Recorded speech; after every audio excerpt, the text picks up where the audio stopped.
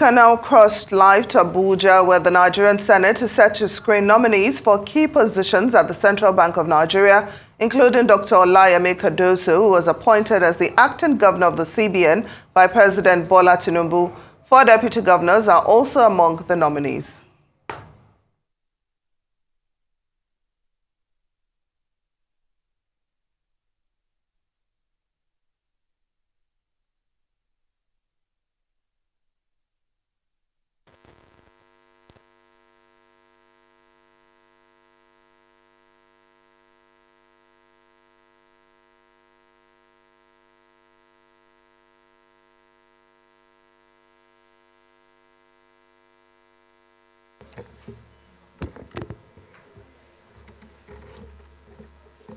Let me, on behalf of distinguished senators, welcome the proposed governor of Central Bank,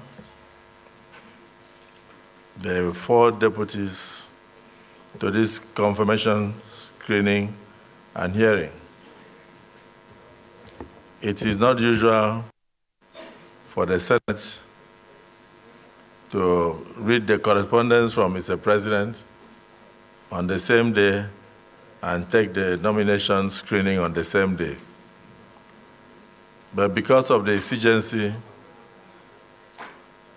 and the very crucial role that the Central Bank plays in the lives of all Nigerians, and particularly as a regulator of the Nigerian economy, we decided that with the information of the emergency resignation from office of the Central Bank and the 4 deputies, we cannot allow a vacuum.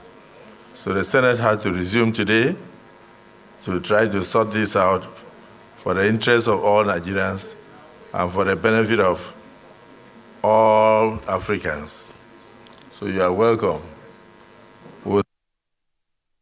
by taking the Central Bank proposed governor alone. So you will come in, you will introduce yourself, and let us know you.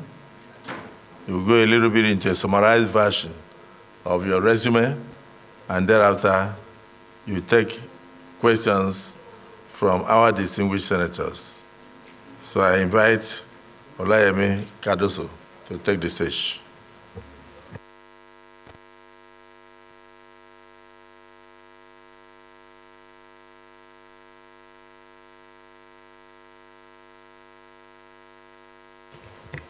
Okay.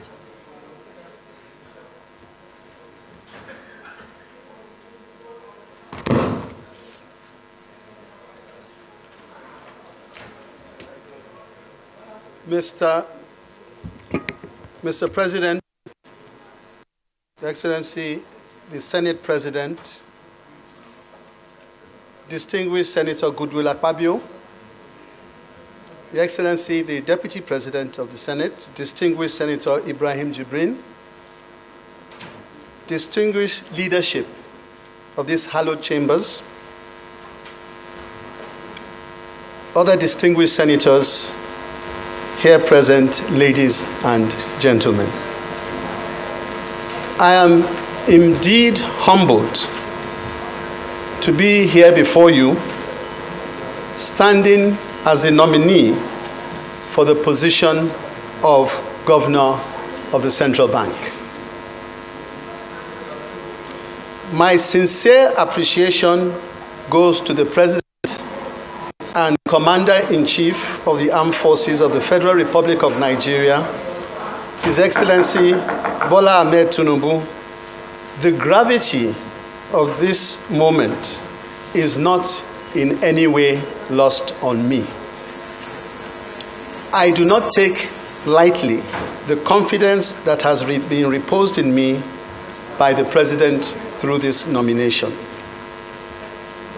I would also like to use this opportunity to recognize the senators representing Lagos State, Senator Toks Abiru, Senator Wasiu Eshilokun, and Senator Adebule for their kind support and encouragement, as well as extend thanks to the government and people of Lagos.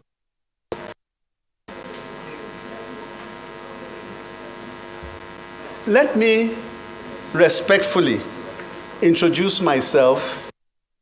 Is Yemi Cardoso.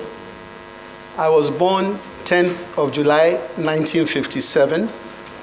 I'm an indigene of Lagos State. I'm born to parents of Brazilian descent in Poku Aguda.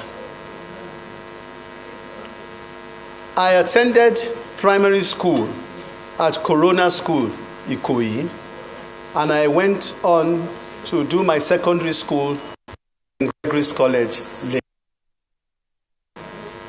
I then went on for further studies to Birmingham.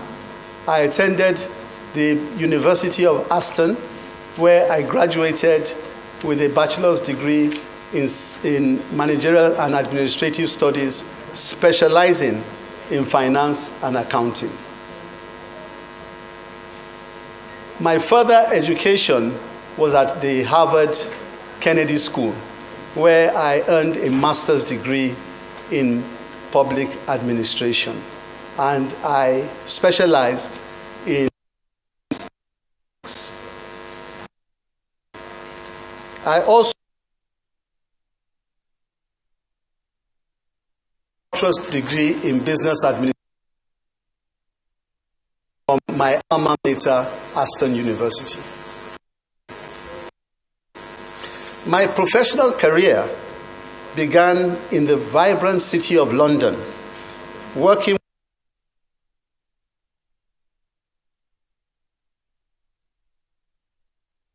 in a life take me to places I could only dream of. In 1981, Citibank, one of the world's largest financial institutions, recognized my potential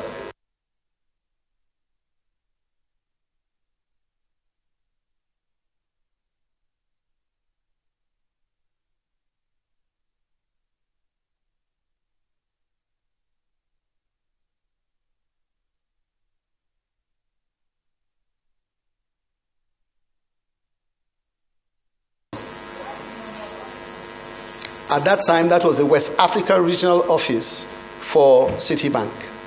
And of course, I focused on debt restructuring and other places where Citibank did not have a presence in West Africa, which was most places, including Nigeria. In 1981, I returned to my home country and I took up an appointment with Chase Merchant Bank, an affiliate of Chase Manhattan Bank, which I know you all know. And then in 1982, 1984, I joined Citibank when they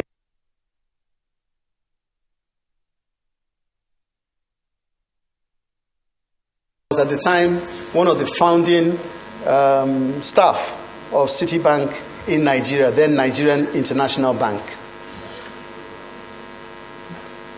During this period of time, if you look at my resume, you'll see I did various diversified experiences. Subsequent to that, in addition to other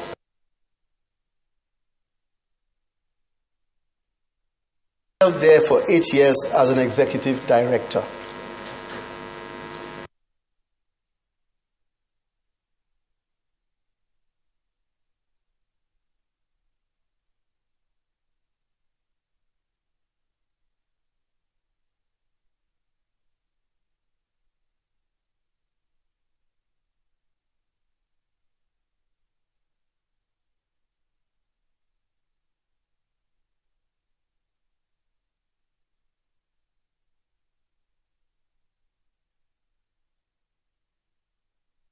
Implemented.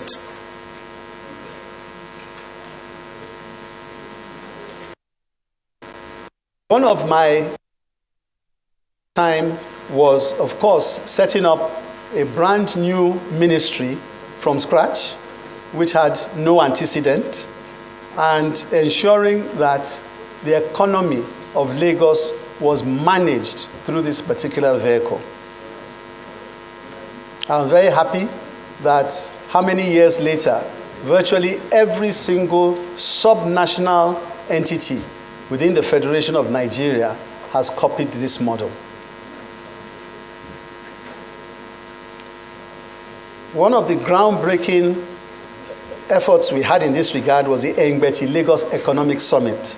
And I say this with all pride because till today, 20 years later, that particular entity as a major entity to articulate change within our society, and in particular to bring together the public, private, and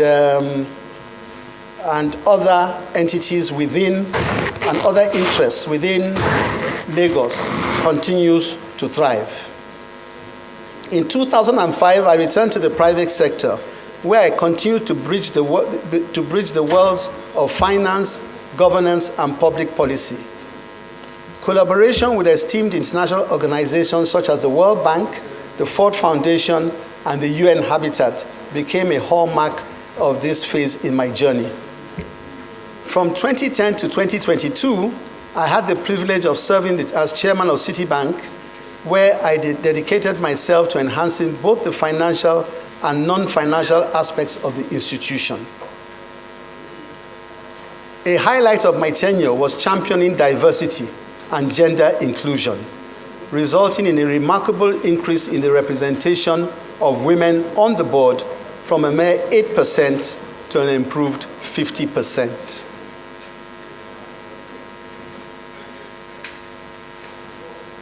In September 2022, and I'll conclude with this, several months after stepping down as chairman of Citibank, I was given the Citibank Global and Ingenuity. This was the first time such an award had been given to anybody in Sub-Sahara Africa, in recognition of, I quote, "for outstanding contributions to business and society over the course of a distinguished career within Nigeria's private, public, and not-for-profit sectors, as well as academia, and for fostering the country's financial stability and development."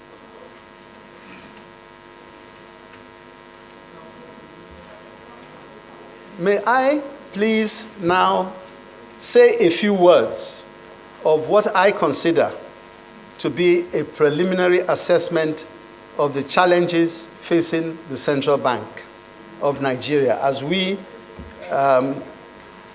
hopefully commence the process of giving our input into this very, very important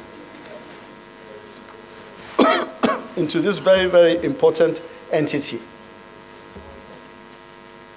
The President, in his inaugural address, conveyed the need to clean up the CBN and its monetary policies. As a first step in this task, the President appointed a special investigator in the affairs of CBN, whose work is currently underway.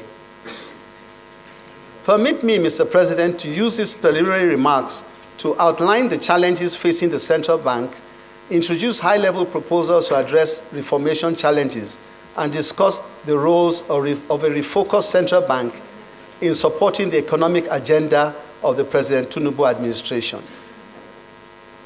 What are the current challenges the Central Bank of Nigeria faces? They are numerous. In assessing these challenges, the Central Bank of Nigeria, primary questions are being raised on how these challenges may be addressed, and I think that is what we are all interested in. One, we identify the issue of corporate governance and how will issues of corporate governance be addressed. We also identify the diminished institutional autonomy. How can public and financial system stakeholders' confidence be restored in the autonomy and integrity of CBN? Can the central bank look to adopting a worldwide code for institutional autonomy? We also look at the need to refocus CBN back to its core functions. What needs to be in place to revert to evidence-based monetary policies? Discontinuation of unorthodox monetary policies and foreign currency management. Unorthodox use of ways and means spending. What controls can CBN develop to enforce statutory limits in ways and means? Of course, backlog of foreign exchange demand and how this can be met, and the lack of clarity in fiscal and monetary relationships. Where are the delineations and what should be the limits in CBN's fiscal interventions? Of course, very importantly, the issue of inflation and price stability, a major question.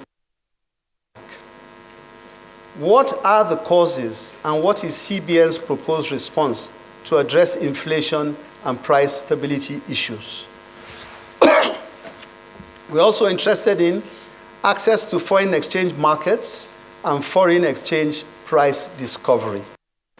What mechanisms exist to address foreign exchange rate unification under a willing buyer and seller arrangement?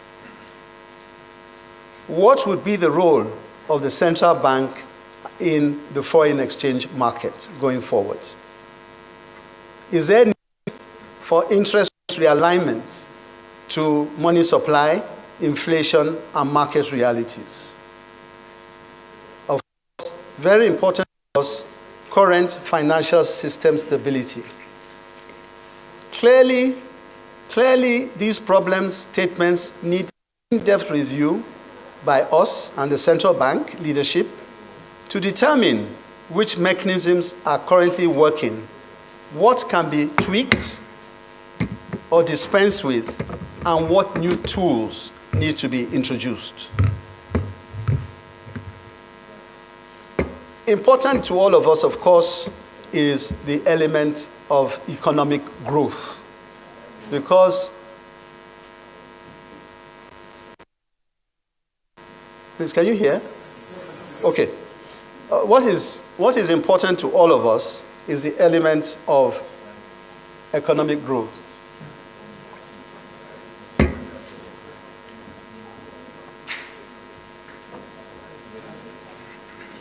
And our feeling is that in identifying the important issues with economic growth, we believe very strongly that size matters. Size matters. The economic policy proposals of the administration identify a set of fiscal reforms and growth targets that will achieve a $1 trillion GDP within 8 years. In reviewing selected growth targets that will achieve $1 trillion GDP, in reviewing selected BRICS and Mint countries with large populations and similar development characteristics as Nigeria, it is interesting to identify macroeconomic indices that point to Nigeria's economic trajectory, given faithful implementation of the proposed economic reforms. In economies bigger than $1 trillion, these indices include inflation, sizable foreign reserves, and capacity to quickly rebound from cyclical economic downturns. In other words, to the extent that the administration has defined such a bold target for the country, it is our feeling that achieving this is very critical to achieve the stability that we require in various economic indices. It's not the only thing, but it is very important. So we believe that this is the right way to go, and we endorse this.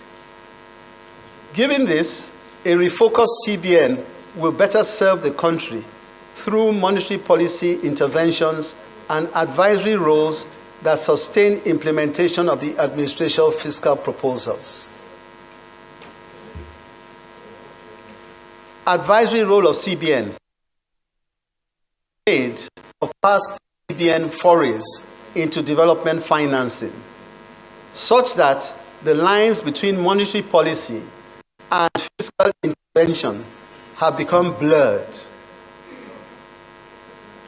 In refocusing CBN to its core mandate, there is need to pull the CBN back from direct development finance interventions into more limited advisory roles that support. These advisory roles could include, for instance, 1, act as a catalyst in propagation of specialized institutions and financial products that support emerging sectors of the economy, facilitate new regulatory frameworks to unlock dormant capital, to consumer credit to the masses.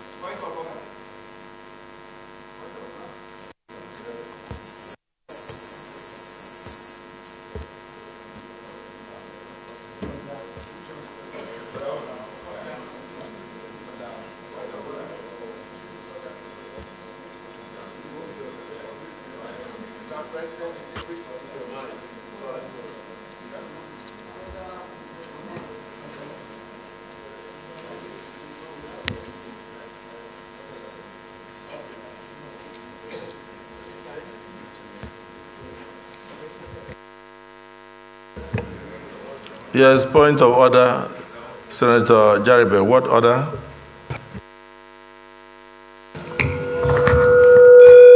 Mr. President, we are limited to our perspectives. You gave the nominee a particular directive, what to adhere to, but what is given to us is a literature. We must limit to our perspectives. Bring the...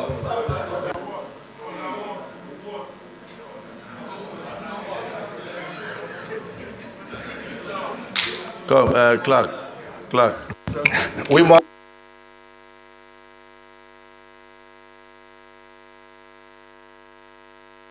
Senator Jaribe, please, what order? And you can read it out. Read it out.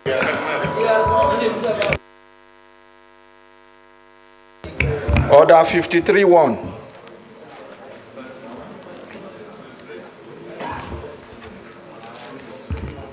Any senator deviating from the provisions of these rules and the Constitution of the Federal Republic of Nigeria as amended,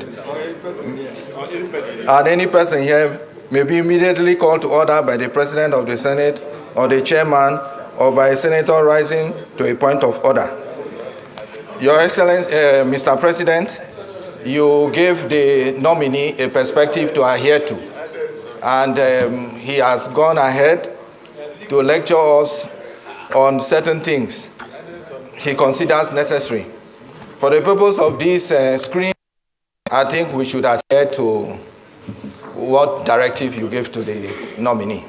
Thank you. Thank you. Distinguished Senator Jaribe, order 50 that you read to order 51, whichever order you use here.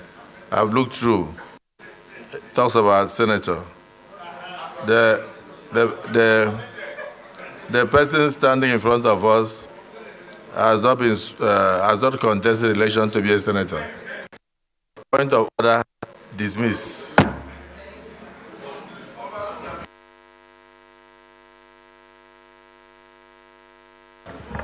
So the CBN nominee, most of the things you are saying are likely to be the concerns of the senators.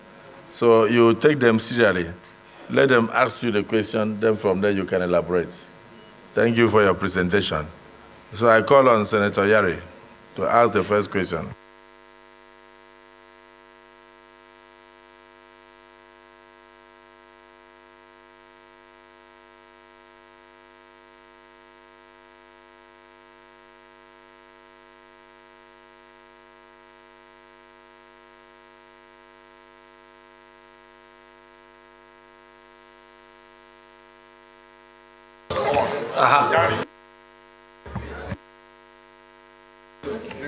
Okay.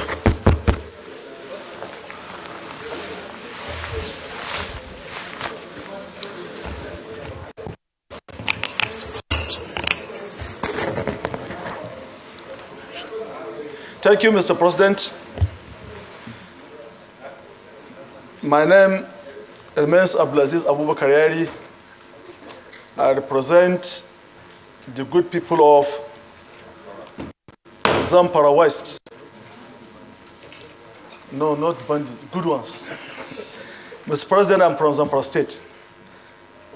Let me first congratulate the nominee of the Central Bank of Nigeria Governor, and also to use this opportunity also to congratulate other deputies. We probably make the Nigerian economy better. Mr. President, I have two questions to the Governor. Mr. Governor, if you are confirmed, what do you intend in this current situation we found ourselves in the issue of foreign exchange? It's very, very critical to Nigerian economy. And as you rate and your experience, there is high hope from you by Nigerians to make a Nigeria better and hope to come back, understanding from 2015, civilian governor, civilian as a body is becoming like only source of Forex, which is not supposed to be. So on that line, what do you intend to do? And what hope are you going to give our people in diaspora and other investors in the economy so that they can come with their Forex, with the new fresh money into the account for our Nigerian economy development? That's number one. Number two, intervention. Sometimes I used to get lost, or I used to ask questions where we are before in the National Economic Council, but sometimes the answer is not very, very, very clear to us, to many of us, including the Senate President when I was there too.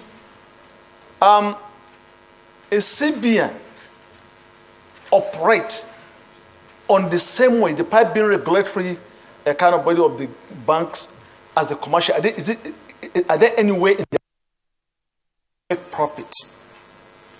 Because the way sometimes CBN operate and expenditure is only that if you are making business and making profit that you can do such things. So what do you intend to do? Intervention, also the budget process of the CBN. Intervention in the sense that is it only through the ways and means that you make your intervention, or are there any other ways CBN make money to make intervention, more especially in agriculture and other industries and maybe investment? So these are my questions to the Governor of the Central Bank. Thank you very much, Mr. President.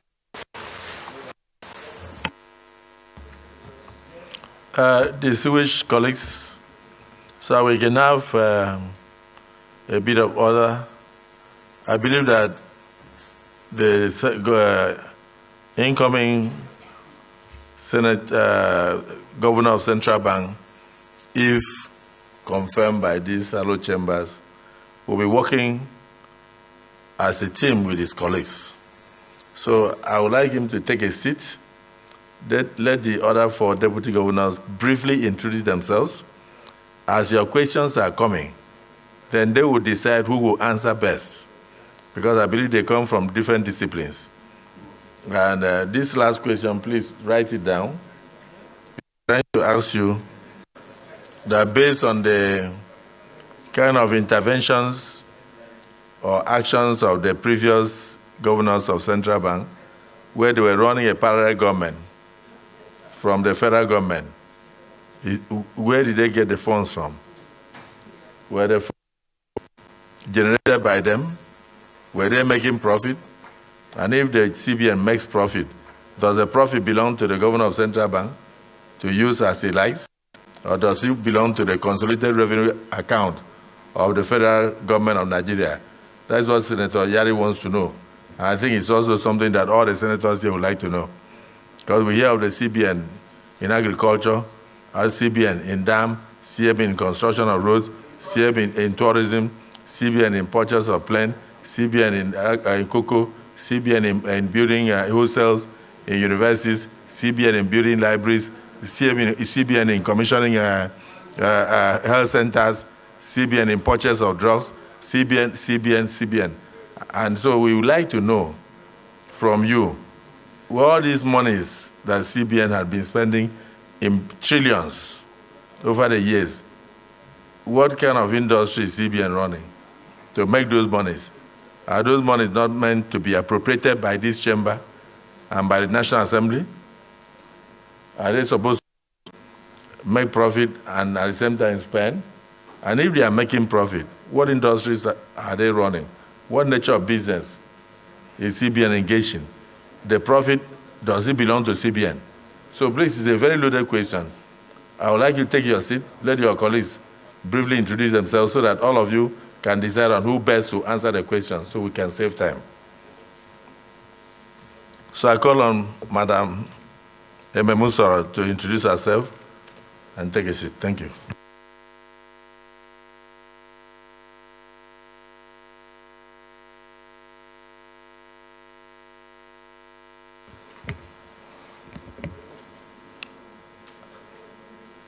The Senate President, Senator Gosio Obotakpabio, distinguished Deputy Senate President Baru Jibril, other distinguished leadership of the Senate, and distinguished senators. Good afternoon. I stand here very humbled and honored as the acting Deputy Governor of the Central Bank of Nigeria. My name is Yemi Usoro, and I come from Akwa Ibom State.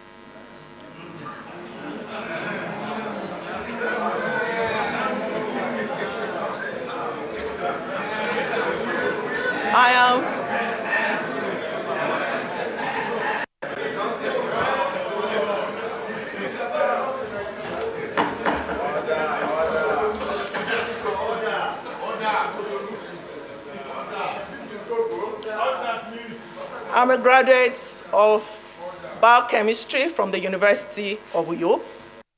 I have an MBA from Obafemi Awolowo University. I'm an alumnus of Harvard Business School. Have attended several international programs, some of which are the Advanced Management Program in Harvard, General Management Program, the Strategic Marketing Management Program, Authentic Leadership. I've also attended Corporate Credit Analysis and Financial Modeling from Euromoney, and I'm also an alumnus of Lagos Business School.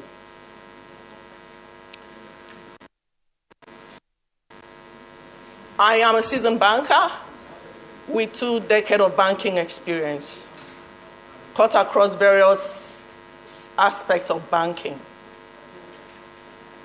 I started my banking experience from a very humble beginnings, working as a customer service officer and growing into the ranks up to executive director in August 2022 with the United Bank for Africa.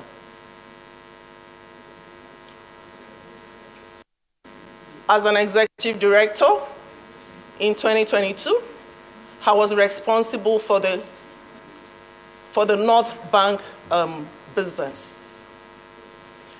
Responsible for 151 branches, managing the business of the entire North Bank, implementing turnaround strategies to improve the performance of early branches. In addition to that, we want to grow customer base, improve revenue, and increase market share. Part of the things that we did very well was to take banking to the rural areas in line with the CBN initiative of financial inclusion.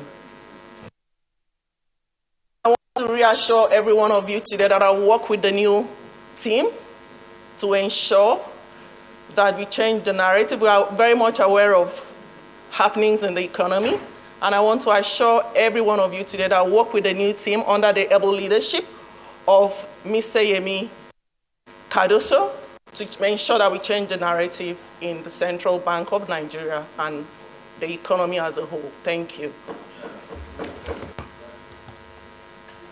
Thank you. Mr. Muhammad Abdullahi Dattijo.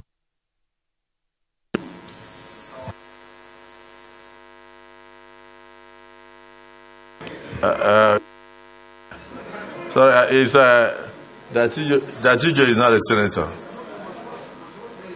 He's not a senator.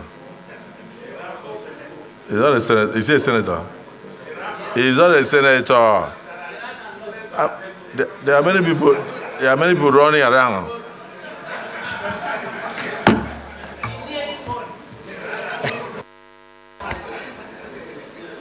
Your Excellency,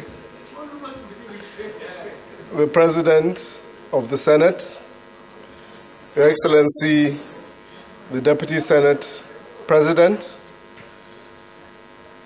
Excellencies, distinguished leaders of the Senate, distinguished senators, ladies and gentlemen, good afternoon. With gratitude to Almighty Allah, my name is Muhammad Sani Abdullahi, born 26th October 1979 in Kaduna State. I stand before these hallowed chambers profoundly honored and deeply grateful for the privilege to speak in the presence of distinguished members of this Senate, the vanguard of our nation's democracy.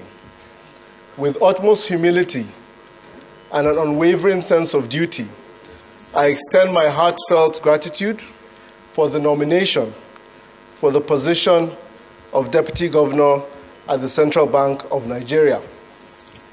I owe immense gratitude to our revered father, leader, and statesman, President Bola Ahmed Tinubu, GCFR, for his unwavering trust and confidence in presenting my name for this pivotal role. His visionary leadership and steadfast commitment to the prosperity of Nigeria have been a wellspring of inspiration for us all. Should I be confirmed, I pledge to support the governor of the bank and my colleagues to uphold the highest standards and principles as Deputy Governor of the Central Bank of Nigeria. Your Excellency, distinguished senators, I'd like to provide a very brief overview of my educational background and experience. My early years in primary and secondary school were spent in Kaduna State, in Essence International School. I completed a bachelor's degree in economics at Bello University, Zaria. I proceeded to also complete a master's in international affairs and diplomacy in ABU Zaria. Subsequently, I completed a master's degree in development economics and policy at the University of Manchester in the United Kingdom. I am currently rounding up a PhD in Henley Business School at the University of Reading. I have 2 decades of experience in development policy formulation, public finance, and project implementation. I have had a career spanning the private sector, public sector, and international development. My initial specialization was in credit management during my tenure at EcoBank Nigeria, providing me with the foundational skills and experience in finance, risk assessment, and regulatory compliance. Subsequently, as a development economist, I have served as a member of the World Bank Expert Advisory Council, policy advisor at the Executive Office of the United Nations Secretary General Ban Ki-moon in New York. These roles have allowed me to contribute to global development initiatives and gain valuable insight into the complexities of economic policy at an international level. In Kaduna State, I served as the Commissioner for Economic Planning and Budget, followed by the position of Chief of Staff to the State Governor for over 7 years. In these capacities, I played a role in designing, coordinating, and implementing government policies across all sectors. I had the opportunity to lead the Infrastructure Council, overseeing the largest infrastructure expansion in the history of the state and coordinating the portfolio of economic and social infrastructure across 23 local governments. During my time as Commissioner Budget, we formulated economic policies, designed the state fiscal strategy, and coordinated the implementation and monitoring of the state budget. During that time, we also designed the State Development Plan, established our Economic Intelligence Unit, strengthened data and statistics capabilities, created an infrastructure master plan, industrial policy, and a plan to accelerate achievement of the SDGs. Through my career, I have held several positions of senior economist and economic advisor in the presidency and in the Nigeria Governors Forum, respectively. These roles have allowed me to contribute to shaping economic policies at the national and local level and aligning our objectives with global development priorities. In conclusion, my diverse experience in development policy, banking, and project implementation have equipped me with the necessary skills and insights to contribute effectively as the Deputy Governor of the Central Bank, if confirmed. I firmly believe that with the dedicated leadership, the unwavering support of the National Assembly, strategic planning, and the resilience of our people, that we can overcome challenges we face as a nation and achieve robust growth and stability. Once again, I thank you, Your Excellency, and distinguished senators for considering my nomination and humbly seek your support and valuable guidance as we embark for your time and consideration. The distinguished colleagues, and Mr. Philip Ikeazor.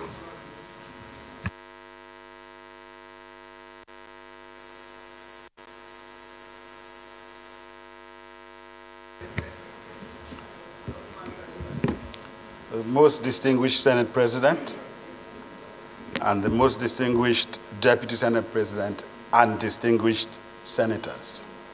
My name is Philip Ikeazor. I'm from Obosi in Anambra State. I studied economics in the University of Buckingham, majoring in accounting and financial management. I've had a diverse banking career over 30 years. I started my banking career with Nigerian American Merchant Bank, which was a subsidiary of Bank of Boston. I was trained in Boston for 6 months as a loan officer.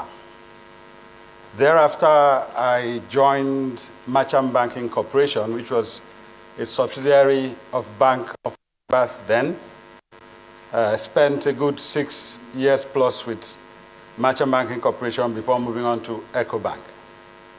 In EcoBank, I had 2 roles as the General Manager, Institutional Banking, and also later served as the Pioneer Managing Director of EcoBank Kenya. In executive capacity, I also served as General Manager and Group General Manager in UBA. In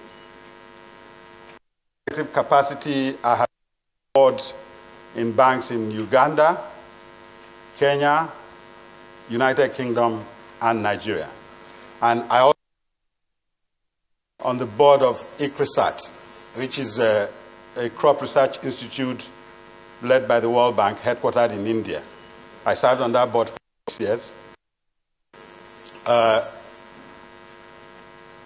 hoping that with this opportunity to serve with Cardoso, an opportunity graciously granted by the President,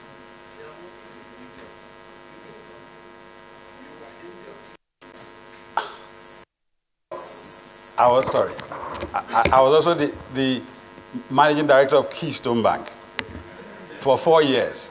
I was the MD of Keystone Bank for 4 years. I did the turnaround in the bank and handed it over to the new parties. So I'm humbled by the nomination by the President to serve with a thoroughbred professional like Mr. Yemi Cardoso and a very good team. And with the support of this most distinguished Senate, we hope to be able to face the task ahead, which is not an easy task in any way.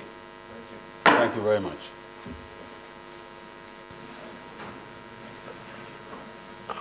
Mr. Bello.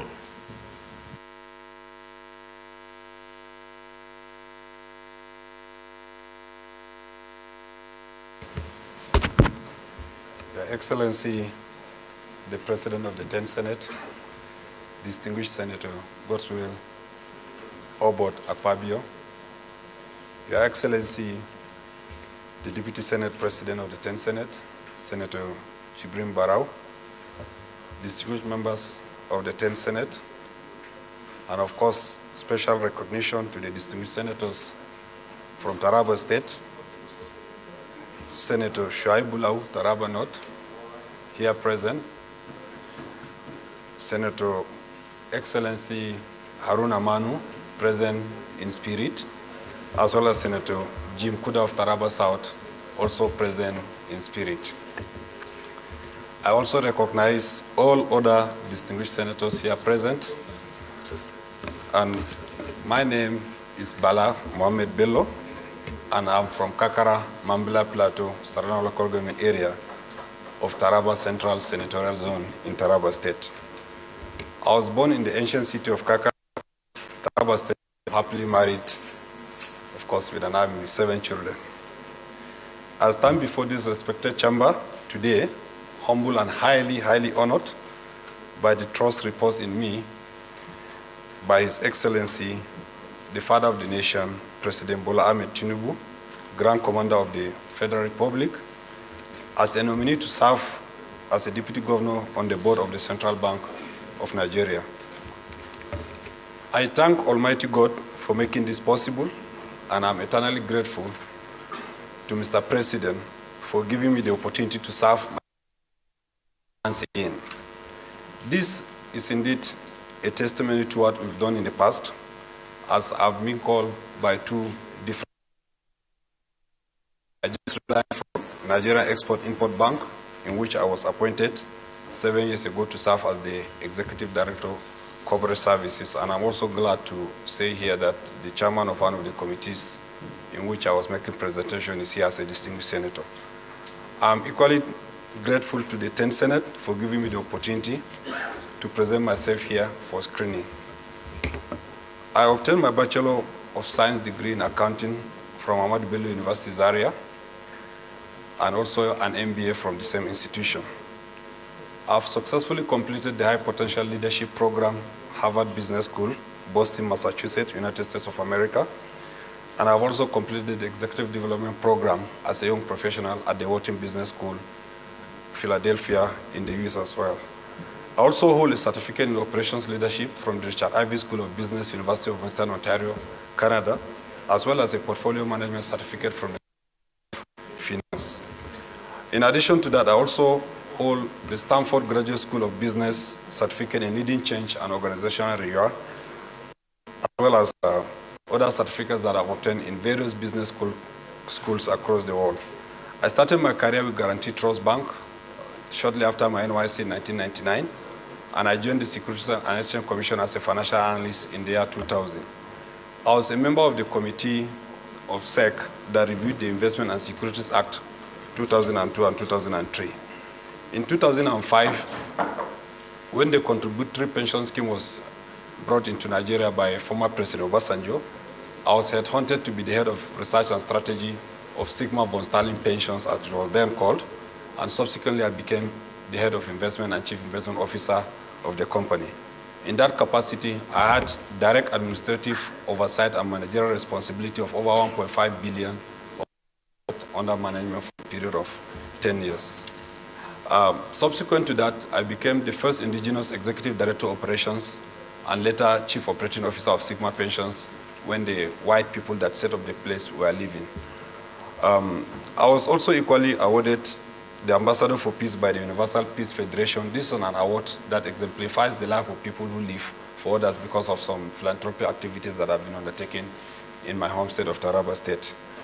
I've attended several courses in investment management, wealth creation, portfolio construction, financial sector surveillance across the globe.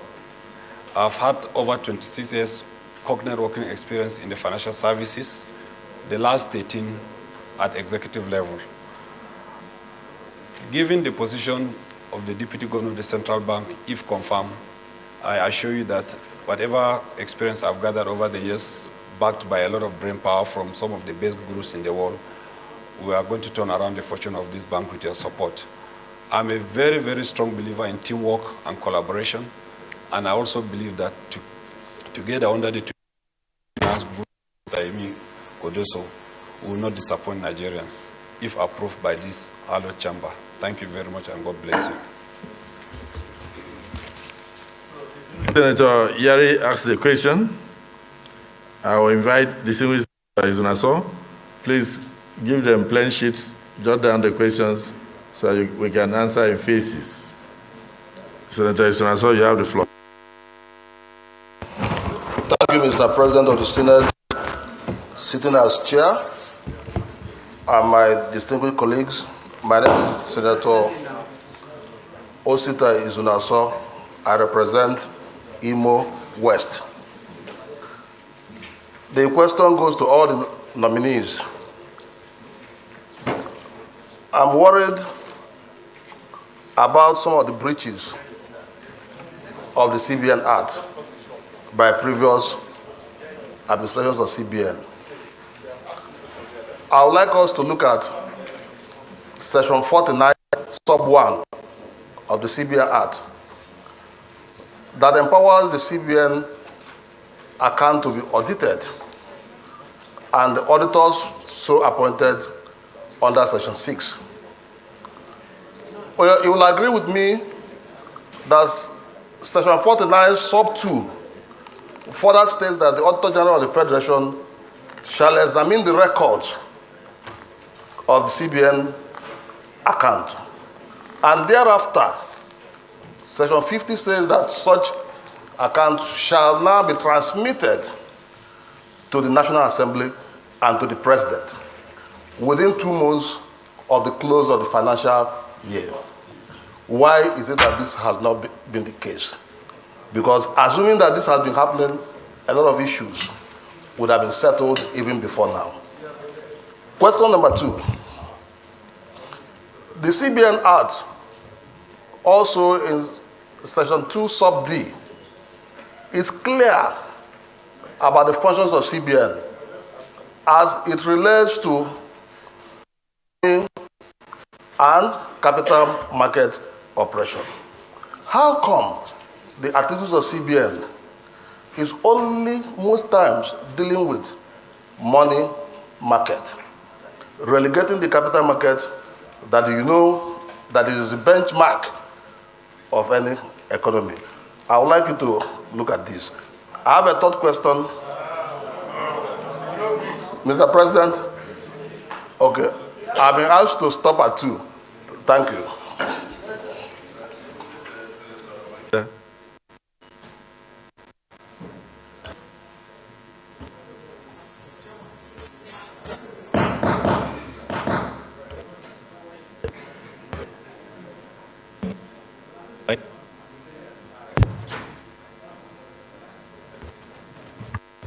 It's not working. Okay, no. Thank you, Mr. President, sitting I'm Senator Babangida Hussaini, representing the good people of Jigawa Northwest. Mr. President, the gubernatorial nominee, my question really wanted, I really wanted to dwell on the issue of number of industries that are collapsing every day. The recent data from the Federal Ministry of Trade and Investments indicate that almost 370 industries have folded up in the last 1 year. My take was that a lot of interventions needed to be done in terms of supporting these industries with capital and soft loans. But listening to you, captured you in that you want to withdraw the CBN from the interventionist policies to more traditional catalytic policies. And I'm like, where do we handle this problem? Because really and truly, if we really want to grow the economy, if we really want to provide employment for our people, if we really want to save our scarce foreign exchange, then we have to develop our local industries. The era of import substitution strategy is gone. Every country now is developing and encouraging formation of industries and companies that will provide employment for their people. So I really want you to reconcile these positions, and maybe possibly if you have another policy thinking that will help us in bringing back to life these collapsing industries. Thank you. I just want questions as possible so that when they are going to answer, they can divide themselves. So, distinguished Senator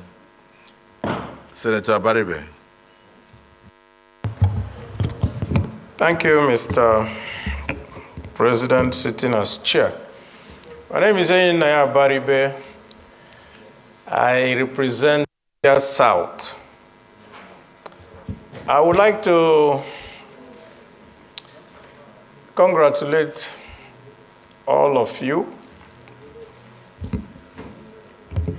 Mr. Cardoso and the rest. And I just want to ask one question, because some of the questions I would have asked have been, would you have the courage to say no to what has brought Nigeria to where we now have an 87 trillion naira debt because of an indiscriminate use of ways and means?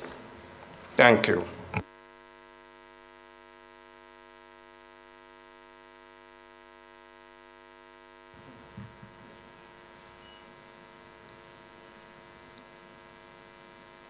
Distinguished Senator Ifeanyi.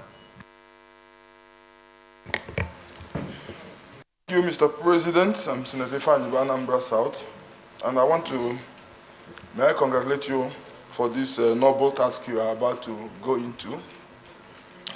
Mr. President, we have looked at their CVs, and no one needs to ask questions much on the CVs and the compliance, but the most important thing, Mr. President, the CBN governor, I want, if this House confirms you, I want you to be a listening governor, because from practicality, you find some technocrat or some people in the system that can help you. Looking at our economy today, everybody that is into on CBN for France.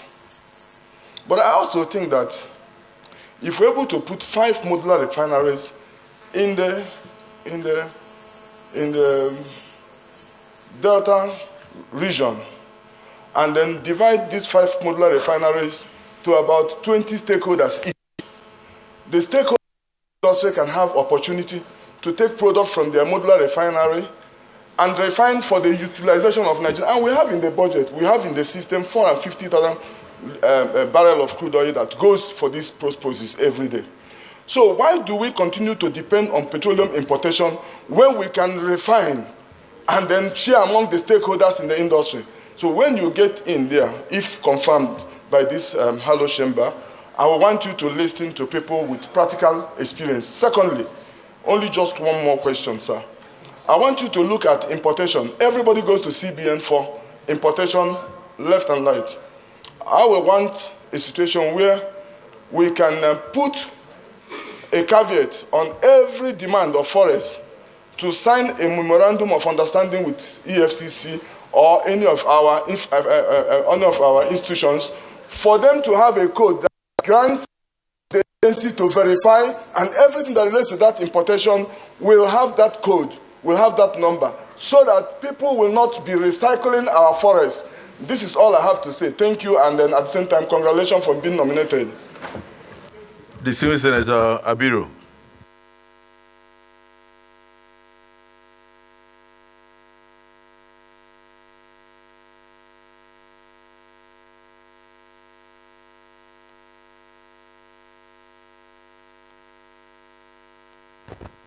Okay, so distinguished Senator Oji, His Excellency. Go ahead. When Abiru is ready, I'll recognize.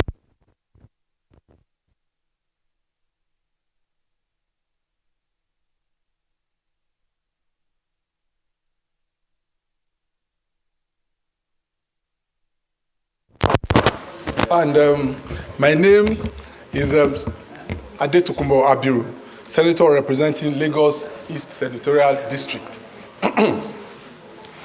First and foremost, let me congratulate all the nominees, including starting from the governor of the CBN that is undergoing screening, and all his other colleagues, the deputies, governors, nominees. For me, this is really very exciting, more particularly because all of them, in one way or the other, we belong to the same profession. And I'm very, very encouraged and impressed with the kind of CVs they've all paraded. I am very convinced that we have a new set of leadership of the CBN that we'll be very proud of, and will have the capacity to handle the job at hand. From the CV, you can see that they are all accomplished in their respective rights. I'm going to get there, sir. And with very diverse background. But I must, in particular, without any bias, recognize Mr. Yemi Cardoso, being an indigene of Lagos, and would like to thank. I'm going to ask questions. Exactly. With due respect, sir. I'm the chairman of the banking committee. Like somebody said, not me. Okay, so I'll go to the question. So thank you very much. I must thank His Excellency, the President, for this caliber of nominees that we have. But speaking to the questions, I think that the acting CBN governor that we are screening right now has actually laid down the context of the questions, and it shows how prepared they are for this assignment. Because I listened carefully to him when he was trying to give a breakdown of the current challenges of the CBN as they see it today. And so my questions will be around what you presented. Now, the first question I would like to ask will have to do around the governance that you mentioned. I think we're at a point where, we need to restore the dignity and the confidence around the CBN. So I would like to know, in clear terms, how do you want to go about the professionalism and the accountability of the CBN, in restoring the dignity the dignity of the institution? That is one. You also mentioned price stability. And my question around price stability, that is speaking about interest rate, inflation, and exchange rate. And the fact that you are also very conversant with the aspiration of the economic agenda of the new leadership of the country in achieving a 1 trillion GDP in the next 8 years. So my question then is, how are you going, what kind of mechanism are you going to put in place that will deal with all the distortions that we have in all of these price stability indices today as we are, so that we can begin to see the growth that we desire in this country. And lastly, I'll speak on financial system stability. You also mentioned the current state of the financial system stability of... please, can I take this one, sir? Okay, just permit me to take this. Please, I plead. Can I just take this? Please, so on financial system stability, you know, we have AMCON, which came about by the crisis that we experienced in 2008. Now, but unfortunately, AMCON will appear to just still be lingering. It came into being, if I recollect, maybe 2010. For a period of 10 years, this is almost 13 years after, we don't know when we are going to see the end of AMCON. Bringing this up because part of what we have today that we need to start planning ahead for, we have had COVID-19. We also are still on the Ukraine-Russian war. The impact, they have also an impact on our own system here. Even the reforms that we have currently in the country today, you know, the first area where you're the sector where you see the stress of all of these kind of challenges is in the financial system. Now, AMCON is still hanging. Look, we are down the line, we probably can see potential crisis. So what will be the plans around the financial system stability that you are going to put in place? Thank you very much. Well, despite the long education, you finally ask the question. But if I understand you so that we can let our viewers at home really get the import of what you are asking, you are saying that it is very clear now that the Nigerian economy is in a very worrisome situation. And you are saying that with our local currency at an all-time low since 1960, where the naira, where the dollar is now exchanging at 1,000 naira to a dollar. 1,000 naira to $1. When there was a time when the naira was stronger than the dollar. That it was at a time 70 cents to 1 naira. But today we are talking about 1,000 naira to a dollar. So you're asking the CBN governor and his team, what quick wins, what quick measures they're going to put in place to stop the slide, the helpless slide of the naira? Because I don't think the naira can help itself as it is falling. What will they do in the immediate, short-term, long-term, and in fact, in the short-term interim measure, what will they do to stop the slide of the naira? So I think that is what we were trying to say before you came down to the fact that AMCON has existed. It was supposed to be a child of necessity for an emergency situation, but it has now turned around to be a standing committee. You understand? And so what measures will you put in place to bring an end to AMCON, if I understand what you are saying, so we don't end up suffering from the effect of the what we are putting as a short-term measure? Countries in the world never use such short-term measure up to 10 years. So I think he's noting what you are saying. He's still going to have the boldness to bring AMCON to an end as soon as possible, and then he will give us a time frame. Distinguished Senator Usoro. Thank you, Mr. President. My name is Usoro. I represent Abia North.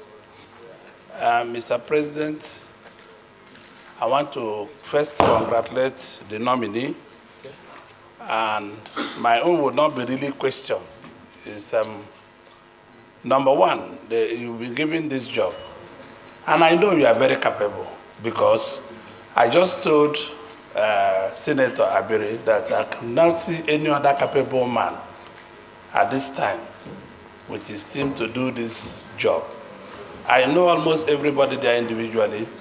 They have the best education, they have the best training, and all the rest. So my questions are, now the manufacturers are suffering.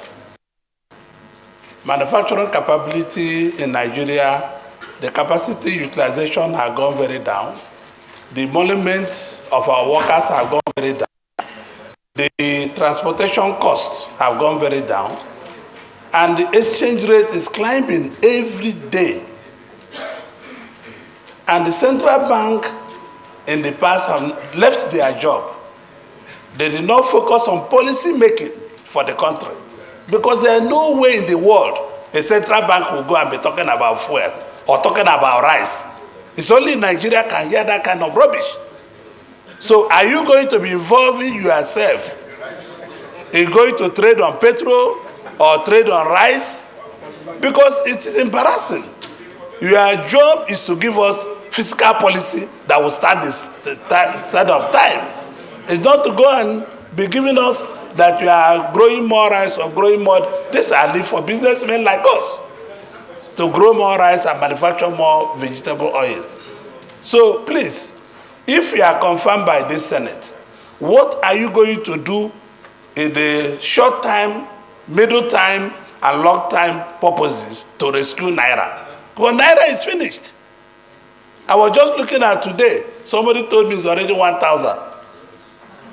So if I have 100,000 Naira, I can't even buy the dollar.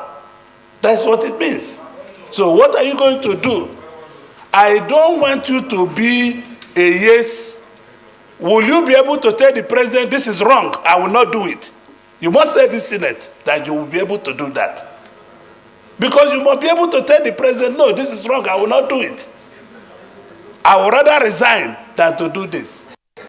We are in Nigeria. Nigerian people must have value for governance. Please, I want you to tell the Senate through the Senate President. Thank you very much. He is a very good guy. I know your capability. I've known you since I wasn't even a governor. I banked with you in all the banks where you work. Most of you, I banked with you people. And I know you're a very honest man. Will that honesty produce for you to tell President Tinubu, no, sir, I will not be able to do this one, is wrong. This is what I want you to carry in your mind. Please.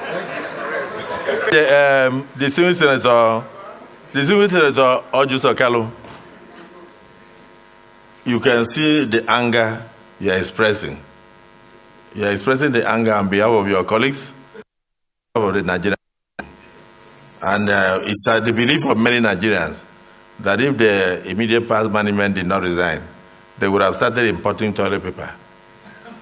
Because they had gone into so many things, and they have no ways of checking, even cross-checking whether their policies were working. Anchor borrowers program debt, cement manufacturing debt, rice for all, the debt, NISAL program into Nigeria's debt, fertilizer importation, and everything, all sorts of things. So at the end, they were sitting down there while the Naira was falling and falling and falling and falling, and no solution. So we just want you to rush. And what is the name of that meeting you normally have to give PEC? Is it the MP?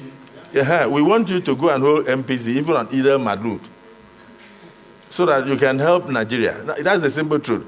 That's why we are making this sacrifice. That's why we are making this sacrifice. It's a very serious situation. If we cannot stem the tide of the slide of the Naira and stop the CBN from engaging in the manufacturing of textile, clothes, and then farm products, and claiming to import rice, and claiming to import petroleum products. CBN was virtually, in fact, I went to 2 commissionings by CBN.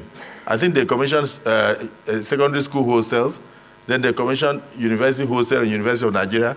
I went to a few of them, and I saw, and they were also purchasing desks and chairs. They even went into book supply to some universities. There's nothing CBN has not done. But the only thing they have not been able to do is being a banker of bankers, and being a banker for Nigeria, and being able to stabilize the fiscal and monetary policies in this country. That's why you are coming. You are coming at a difficult time when the CBN, the image of the CBN has become an albatross. It has become something that worries all Nigerians. So I don't want us to go too far so that businessmen will not lose confidence in CBN. So Dr. Usoro Kalu, I think your question has covered almost everybody. But let's hear from His Excellency Adams Oshomole. He may have a perspective that will also add value.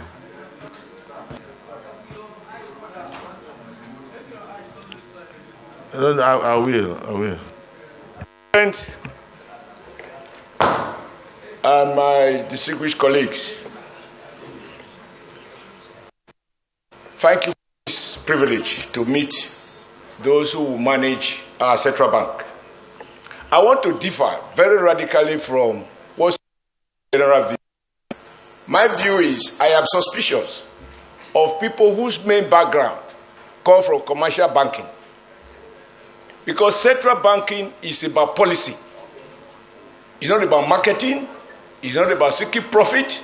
It's about getting monetary policies right with clear focus on specific macroeconomic objective. Whether it is job creation, stabilizing a price regime, inflation. When listening to the CVs, people who have managed banks that have gone into litigation, that cannot be used as positive in their favor. The truth has to be told. I am not suggesting any one of them is responsible. I am saying a doctor who parades the number of people who died under his care cannot forward that to the CV for me to appoint him as a surgeon general. I just need them to take note of that.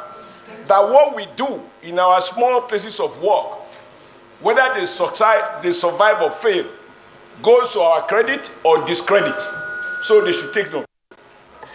However, sir, I think at the heart of our problem, and I need their views on this, is that the immediate past management of the bank emphasized economy. But in the real world of macroeconomic management, every agency rub off on another agency. There can be no autonomy from monetary authority such that they do not interface with the fiscal authority. And even these two, in my view, if they do not relate with the Ministry of Trade and Commerce, because the challenge we deal with now is that, listen to everybody here, everybody seems to have submitted completely to the so-called market forces and rely on the invisible hands of Adam Smith to regulate and determine the value of the Naira. It is now clear, after Babangida started this devaluation, that the Naira, the market forces can never stabilize the Naira. The state must intervene. Interest rate cannot be at 20%, 25%, and you are expecting the manufacturing sector to grow that require long-term investment, or investment require long-term gestation period, borrowing at 20%. Even if you are a drug dealer, you will find that those dealing with drug in some other part of Latin America will be more competitive. So I think that there is need for a complete thinking outside the box. When the West celebrate our free market, no control are more suspicious. When they clap for us that we are doing the right thing, the state is withdrawing, less regulations at a time when we can see that even at the time of world trade, nation states are negotiating with other nation states to have specific trade relationship. So I feel we need this new team. We need this new team to completely think outside. And I will expect on this occasion, Mr. President, that all the things that many of our colleagues have spoken to, including my dear brother Ojekalu, if we allow Nigerians to import everything without restriction, and you have limited Naira dollars available, the Naira will continue to suffer devaluation. Our best time that you refer to, Mr. President, when you reminded us of a time where 1 Naira was $1.5 US. I was a very proud worker in the Texas factory. In those days, government ordered a policy of backward integration, prohibit manufacturers from importing certain items. Even some textile fabrics were prohibited because the game of competition presupposes equality and a level playing field.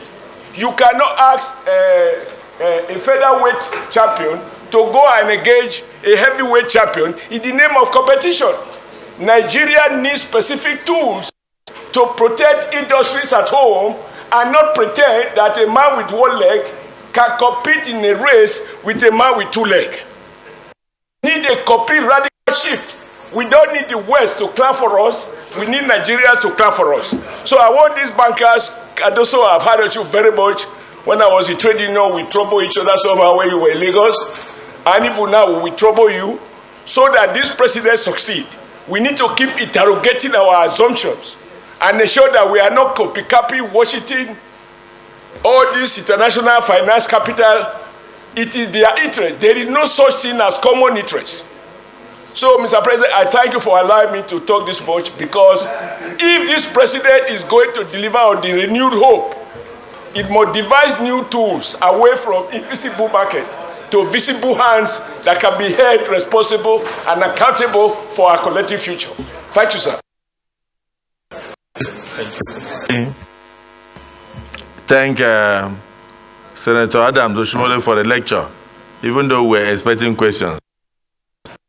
I must say that I identify myself with you, and since you did not ask any question, Central Governor, will you have the integrity, the steadfastness, and the courage when politicians come to you to join presidential race and display posters, even as a sitting CBN governor in political conventions? Yes. Will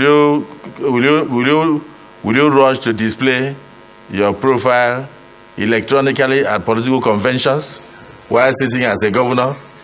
And because politicians have told you you have enough money in central bank to do it, will you forget the fact that the money in central bank is not for you and it's not for politics? Did you hear what I said? Will you have the courage to resist the temptation to listen to politicians and then throw your hat into the ring and still go back to the office and sit as central bank governor? Will you rush to sabotage election in Nigeria by going for new notes? 2 days to election, when no country in the world changes new notes under 1 year. You do your own in 14 days or 11 days in order to see how you can sabotage election in Nigeria. The minority leader, you say something, then the Deputy Senate President will cap it up, and then they will answer those line of questions. We can come back to the second round. Thank you, Mr. President. Mr. President, distinguished colleagues, my question from what Senator Ojikalu asked, and then what Senator Adams Oshomole just said, sir. The value of our naira is nothing to write home about. Completely, I think, if I may be wrong, I may be right, the lowest in the whole world. If that is the case, this monetary policy of floating the naira as a short-term measure, can it be reversed? Perhaps that will help the value of the naira, because like Adams Oshomole said, the naira is a very weak currency.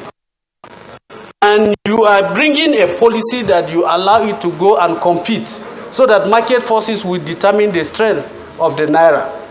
And already it is a very weak currency. Can we reverse that as a short-term measure to improving the economy? Is it possible? Secondly, just tell us what strong economic monetary policies you will put on ground to help, grow the economy, or to help develop the economy, or to help salvage the economy from total collapse. Thank you. Colleagues, after the Deputy Senate President, they will answer those first round of questions. Then we can now give opportunity to a few colleagues to ask the last round. Yes. conclude. Thank you, Mr. Chairman, Mr. President, sitting as the chair of the Committee of the Whole.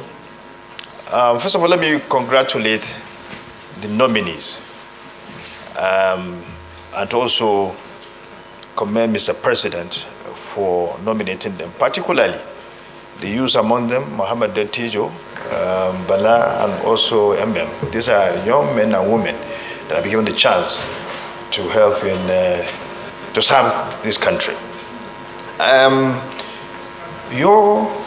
The fact that you are qualified is not in doubt. Acting Governor Cardoso, we all know about your exploits in Lagos, your pedigree, sound pedigree, and you are well qualified. You are all qualified. There's no doubt about that. But I just want to ask one question for the sake of the bank itself.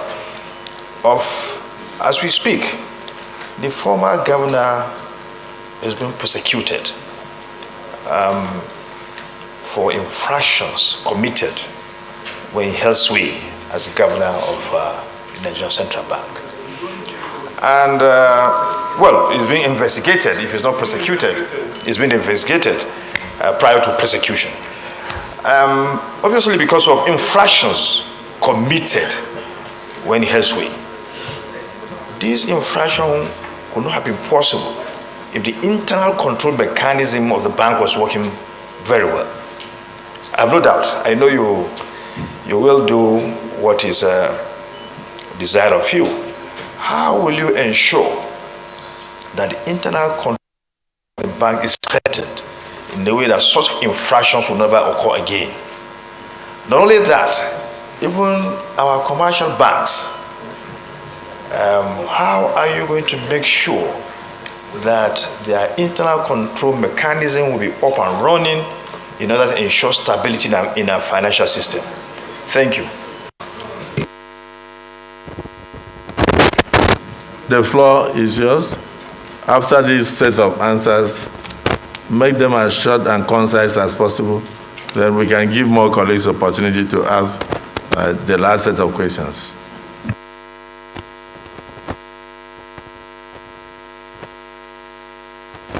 Feel free to call any of your colleagues to answer the one you think you should assign to them. It's a teamwork. Thank you very much, Senate President. And thank you, distinguished members. I will, in accordance with the President's directive, I will be short and sharp and answer a few questions, in particular, 2-3 of them that have come up continuously. And then, of course, I'll yield the floor to my colleagues to also chip in on others.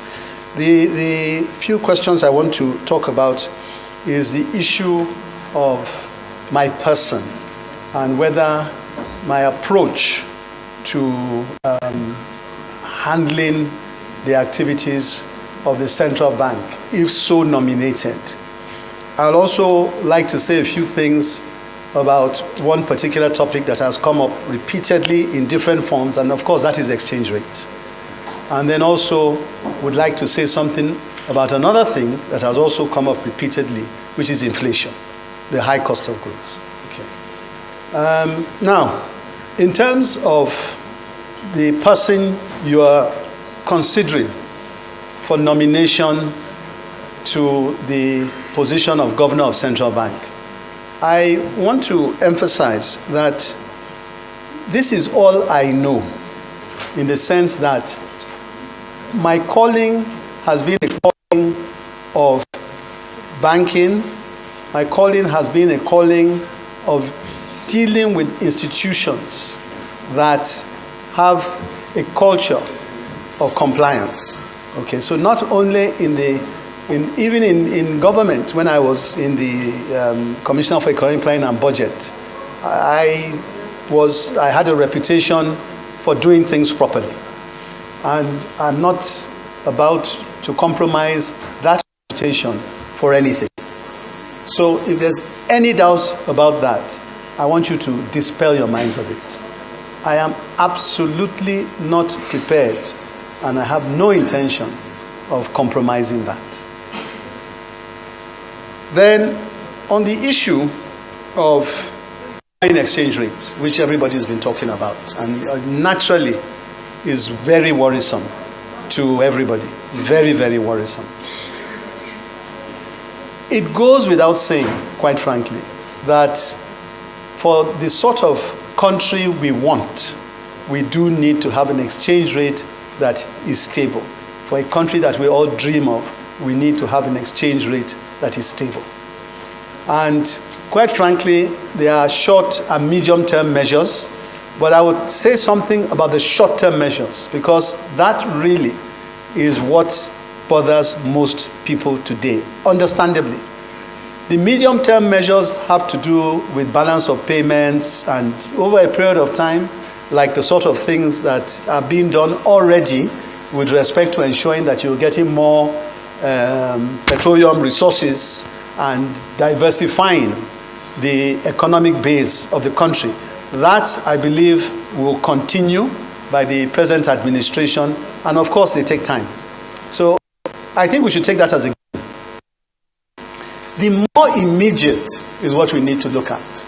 And my sense is that there are two very important issues that we would have to address when and if we are nominated by these hallowed chambers. Number one, it is that of what I would term an operational issue.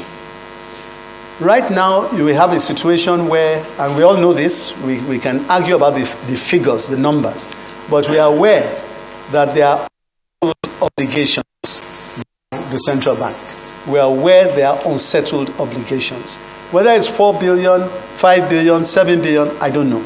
But definitely the immediate priority will be to be able to verify the authenticity and the extent of what is owed. And then, of course, once we do that, we need to promptly find a way to take care of it. It will be naive for us to expect that we'll be making too much progress if we're not able to handle that side of the foreign exchange. Number two, apart from the operational, there's one that is more system related. Ensuring rules that are open, that are transparent, and the players in that business understands. We cannot reasonably expect serious foreign investors, portfolio investors, foreign direct investors, and now we're talking about short term, please.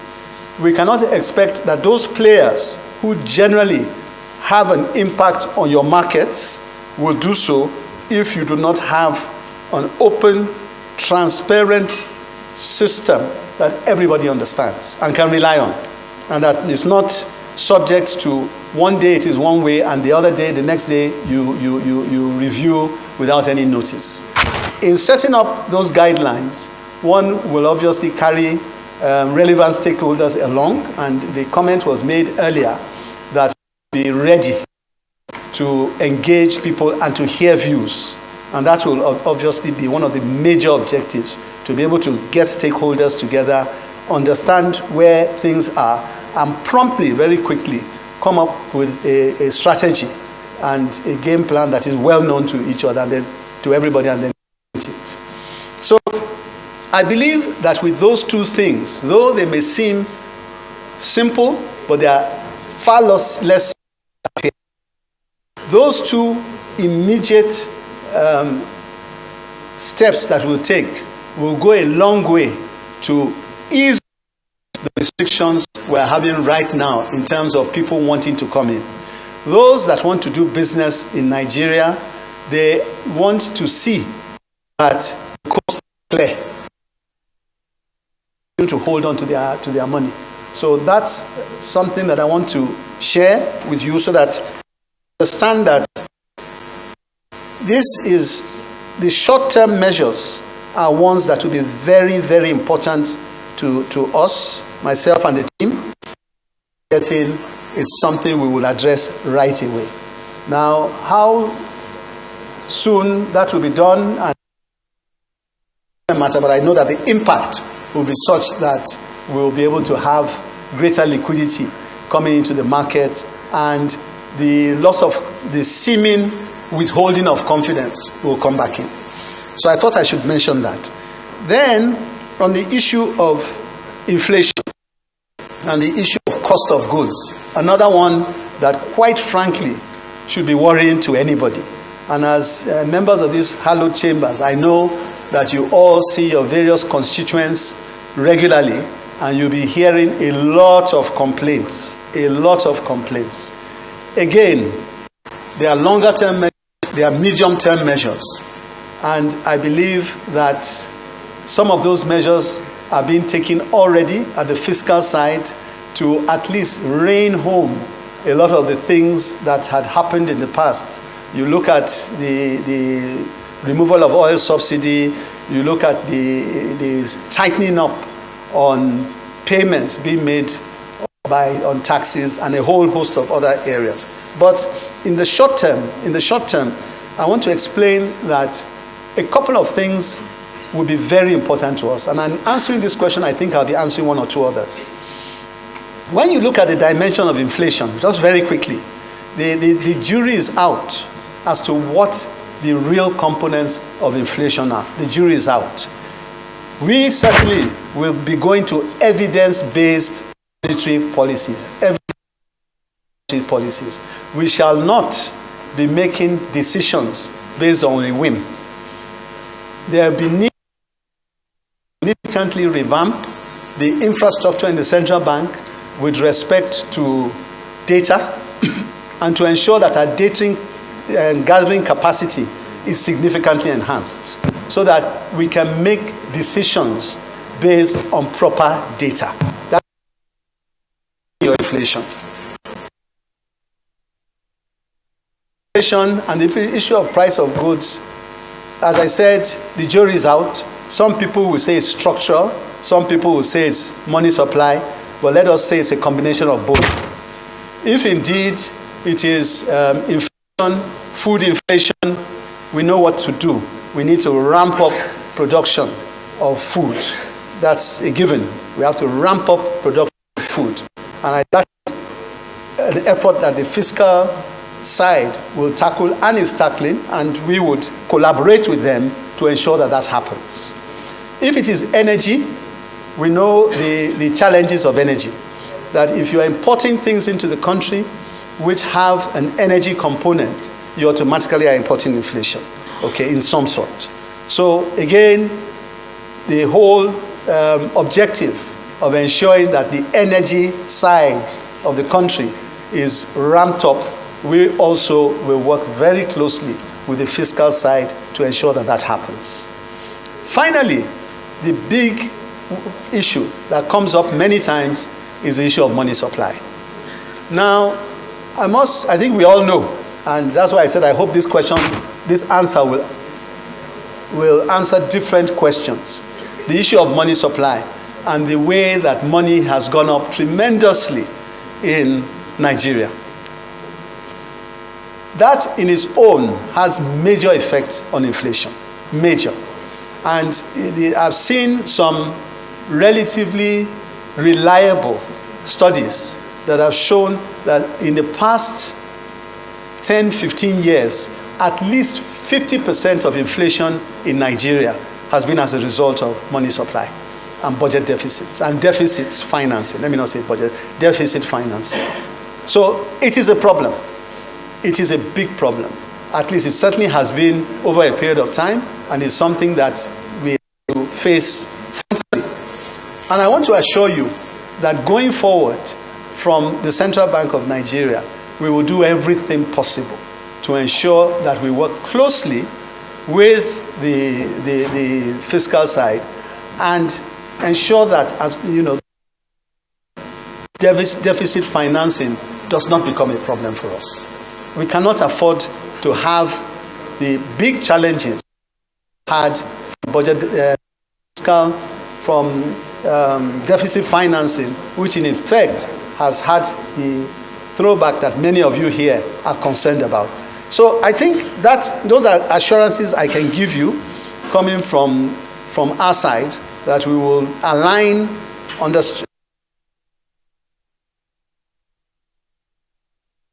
same collaborative working relationship and ensure that things do not get overheated or even get heated at all, because my view is that at this point in time, we cannot afford these kinds of excesses that we had in the past. So I hope that answers that question. Then there's the issue of internal control of the bank. My answer is one. I believe that the central bank, under our watch, but to embrace a culture of compliance. A culture of compliance. And that goes for even the acts that we're talking about, because the question was asked, why is it that the 2007 Act was in place and yet people, breached it as they liked? We won't have that during our administration. We are not going to tolerate such. So we will not wait for oversight to come and tell us what to do. We will ensure that by the time the system is passing through us, we catch it and we deal with it. And we will have zero tolerance for abuse of compliance. That is a cultural shift, a change in mindset, but we will make sure it happens. We will definitely make sure it happens. And I also want to emphasize that one of those key mechanisms for oversight involves members of these hallowed chambers, where we recognize the fact that we have to work closely with these hallowed chambers to ensure that we deliver on compliance. We recognize that, and we will do that. We are clear as to what the Act says. We are clear as to how we need to visit the House and share the things we are doing, and we will do so, because now that there's a reset in the Senate, or we propose to have a reset in the central bank, we are hoping and we are appealing also to the members of these hallowed chambers to work with us, and we'll ensure that every 6 months, from what I gather, there has to be consultation, discussions with the Senate. Whatever the 2007 Act says, we need to comply with it. And that is the reason why I personally believe that that document is quite a strong, robust document. I feel that what has lacked there has been the issue of implementation and compliance. Fine, there may be rooms to talk about certain areas here and there. Yeah, and maybe it's a good enough time, although I think that the bigger issue, rather than looking at the document, is to ensure, okay, let us test this, see how the culture of compliance takes root in the central bank. So with those, I think I would like to yield over to my colleagues to take a stab at one or two other issues that have been raised. Thank you.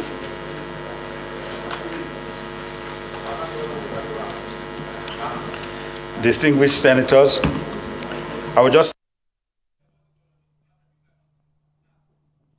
All right, that's live coverage in Abuja of the Senate screenings of the nominees for the central bank governor and the deputies. We've just heard from Dr. Yemi Cardoso speaking on a range of issues, answering a myriad of questions, or doing his best to summarize his answers to answer a number of questions from the Senate, which of course include how to address inflation in Nigeria, which he says is a combination of high, well, I think he said extreme levels of money supply, which he said over the last 10 years have, become increased in Nigeria. And, well, he says the jury is still out in terms of what's imported into the country, imported inflation, in terms of the energy components of certain imports, and a number of other factors. He also said that there's going to have to be a mind shift, a cultural shift in terms of compliance in the central bank, to make sure that compliance is adhered to in terms of what the regulator is going to be metering out to participants in the financial system. And of course, he also mentioned the issue of the exchange rate, which has to be addressed. So he has yielded the floor to his deputies that are also going to be answering a number of questions from the Senate, which of course we heard a very entertaining question. Central bank's job is to drive the policies, control inflation, and exchange rates. He talked about the big elephant in the room with the exchange rates being balance of payments. But I even feel that what we do today with the support of this Senate and the executive arm, that is the Ministry of Finance, we can bring that forward even to the near term. Take export, for example. Any one of us traveling to London today, go to any of the British supermarkets. You will see bananas from Ghana, corn from Kenya.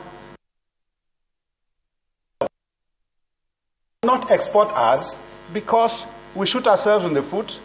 Every produce we get, before we get to the port, they will keep it in the port for 2 weeks. Therefore, you can no longer export it. And once you export, what do you get? You get foreign exchange inflows. So we have to decide. This Senate will support the executive and drive the fiscal measures. It's not the job of central bank, like you said, to import fertilizer and palm produce. It's not our job. We'll ensure that we drive the policies that maintains price stability for those industries to thrive, for export to thrive. And we need to do it very quickly. So it's just to support what my governor has said, that we will ensure that there's a new strengthening of corporate governance, and like Senator Shomole said, thinking outside the box. I think even the executive has started that, because plans for revenue collection, if that goes well, that's one problem solved.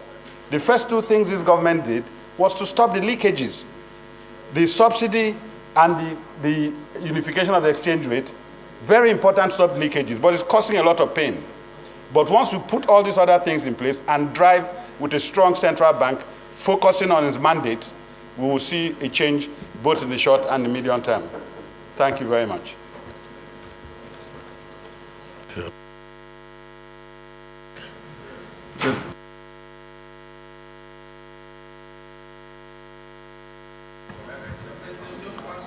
Let me just thank my colleagues and then point out that these people are new. They are just coming to inherit a very deep hole.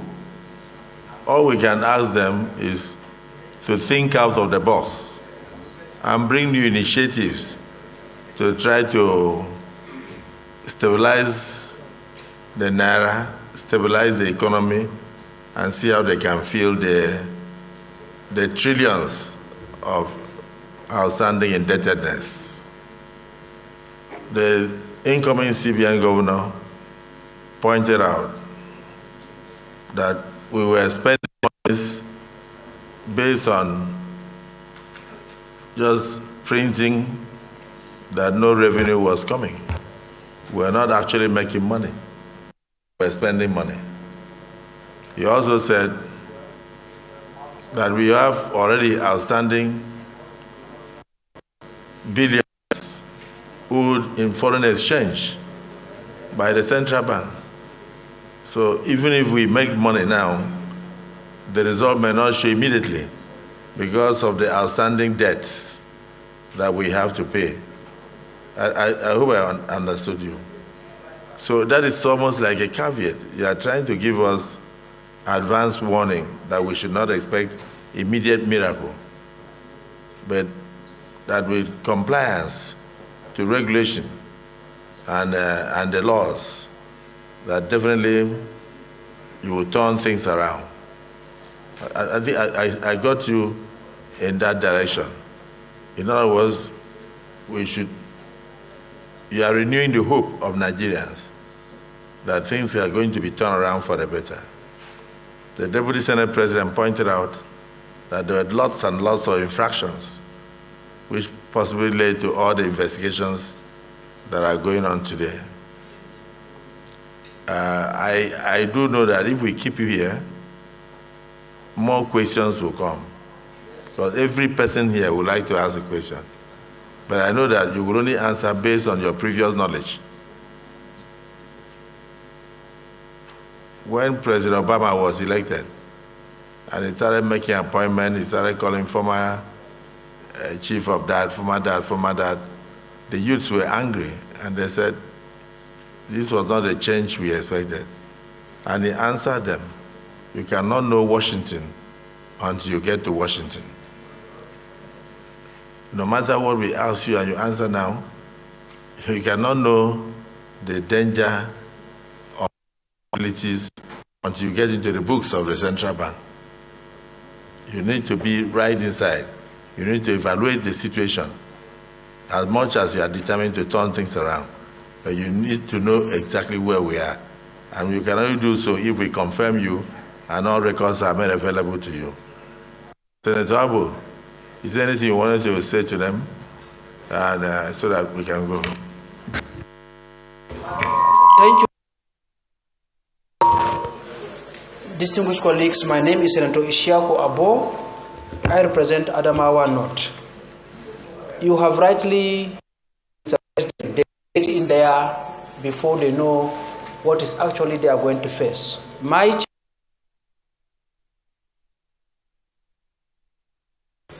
The Central Bank of Nigeria published financial statements and audit report of the Central Bank of Nigeria. And when that financial report was published, there was wide cry. Everybody was crying, outcry against it, because it does not conform with the international financial reporting standards. That means it is materially misleading. Are you going to withdraw that misleading financial statements when you get to office and audit and report and get correct financial report and give Nigerians? Or what will you do differently? Thank you. Distinguished Senator Wadada.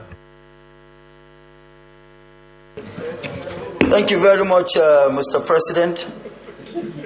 Distinguished colleagues, I remain Senator Ahmed Wadada Aliyu, Nasarawa West, Senatorial District of Nasarawa State, and I still remain a horse rider. Mr. Nominee and members of your team as nominees as well, your resumes speak for all of you. And most of the sensitive and concerned issues around and about Central Bank of Nigeria vis-a-vis the of Nigeria have been talked about by my colleagues. But I still have, there are two areas that I need to take you on. One, monopoly, we all know, stifles growth and development. What is your team ready to do energy with your colleagues in the physical side to ensure is dealt away with in the system? Because the potentials that Nigeria has, we are supposed to have nothing less than 50 Dangotes competing around the globe, 50 Boas, 50 Otedolas, and more. To do with you. Central Bank is the nucleus in collaboration with the fiscal of the economy. The second question I have for you is that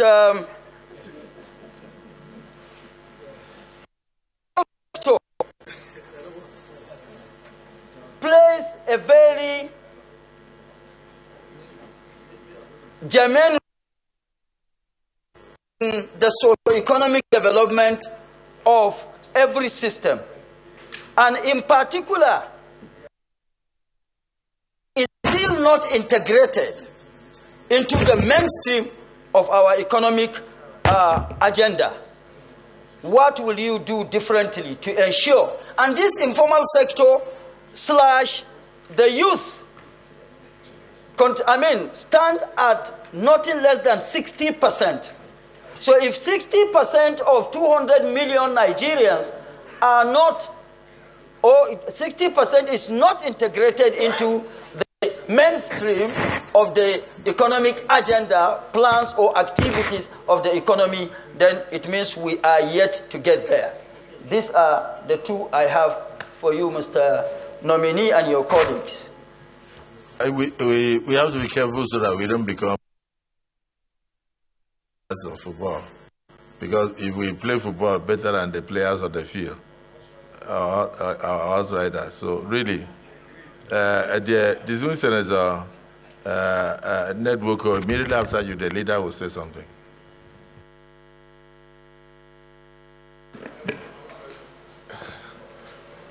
Thank you, Chairman, and my colleagues. I'm going to focus slightly on areas that we have not heard others talk about. I am concerned about new colonialism in Africa.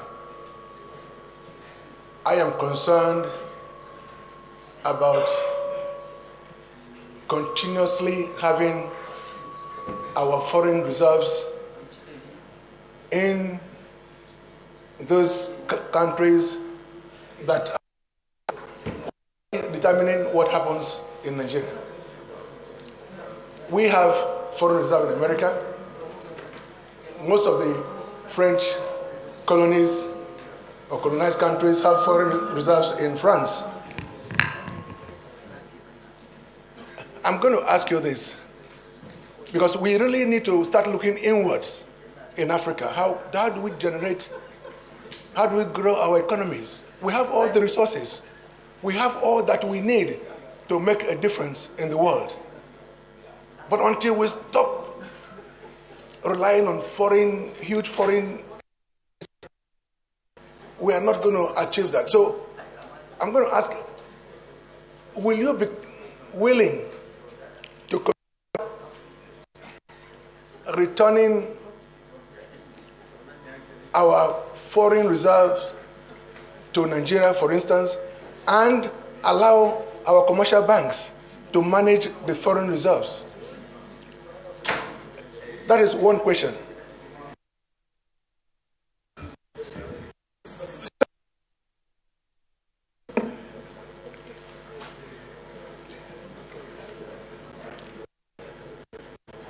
I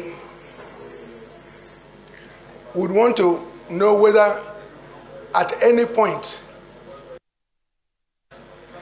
supportive of a policy to have a common currency in Africa. Is this something that you'll be willing to support? Because if we have a common currency in Africa, I'm sure that we can do a lot better than we are doing now. Instead of relying exclusively, almost exclusively, on having our economy linked to the... This is what is the slide. The daily slide is caused by the heavy reliance on US dollars. So I'm just wondering if at some point we as a nation will be prepared to become more economically independent. This over on American US dollars. Thank you, Mr. President.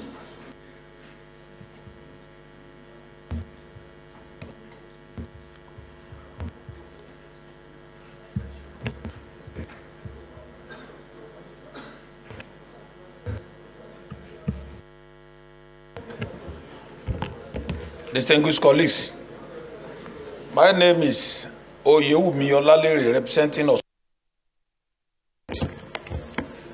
I join the previous speakers in congratulating the nominees. I'm particularly thrilled about the response of Mr. Cardoso when he was responding to questions. He did not describe himself as a magician by telling us that all Nigerian problems that are initiated by the single colleague will be solved in one day. Instead, you are frantic that there are some problems and you enlighten us on steps that will be taken. I want to assure you that the Senate will be with you and will pray along with you. My question is this.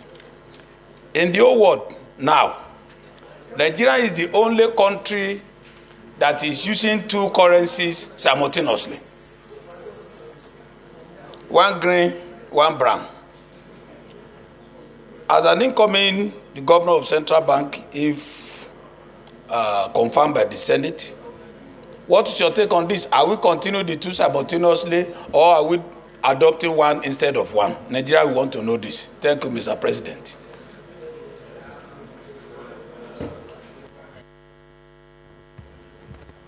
Senator Ositangu.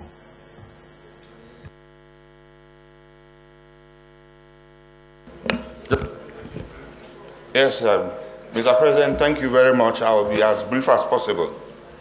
My name is Senator Ositangu. I represent Enugu West in the Nigerian Senate. I will move away from issue of foreign exchange, stability of Naira, and inflation, and go to technology. Nigeria, as we know, is a country with high intellectual capacity. Our youths are developing with force beyond any other country in this world in terms of technology. Then if you come to the fintech, it is surprising that we allowed it to be monopolized in such a way that the only system we use, which is sometimes you want to make a payment that they say the system is down. Will this new CBN allow that monopoly to continue? Are we going to give room for creativity and innovation so that we can have diversification and have things go better than it is going now? Thank you, Mr. President. Senator Asuko.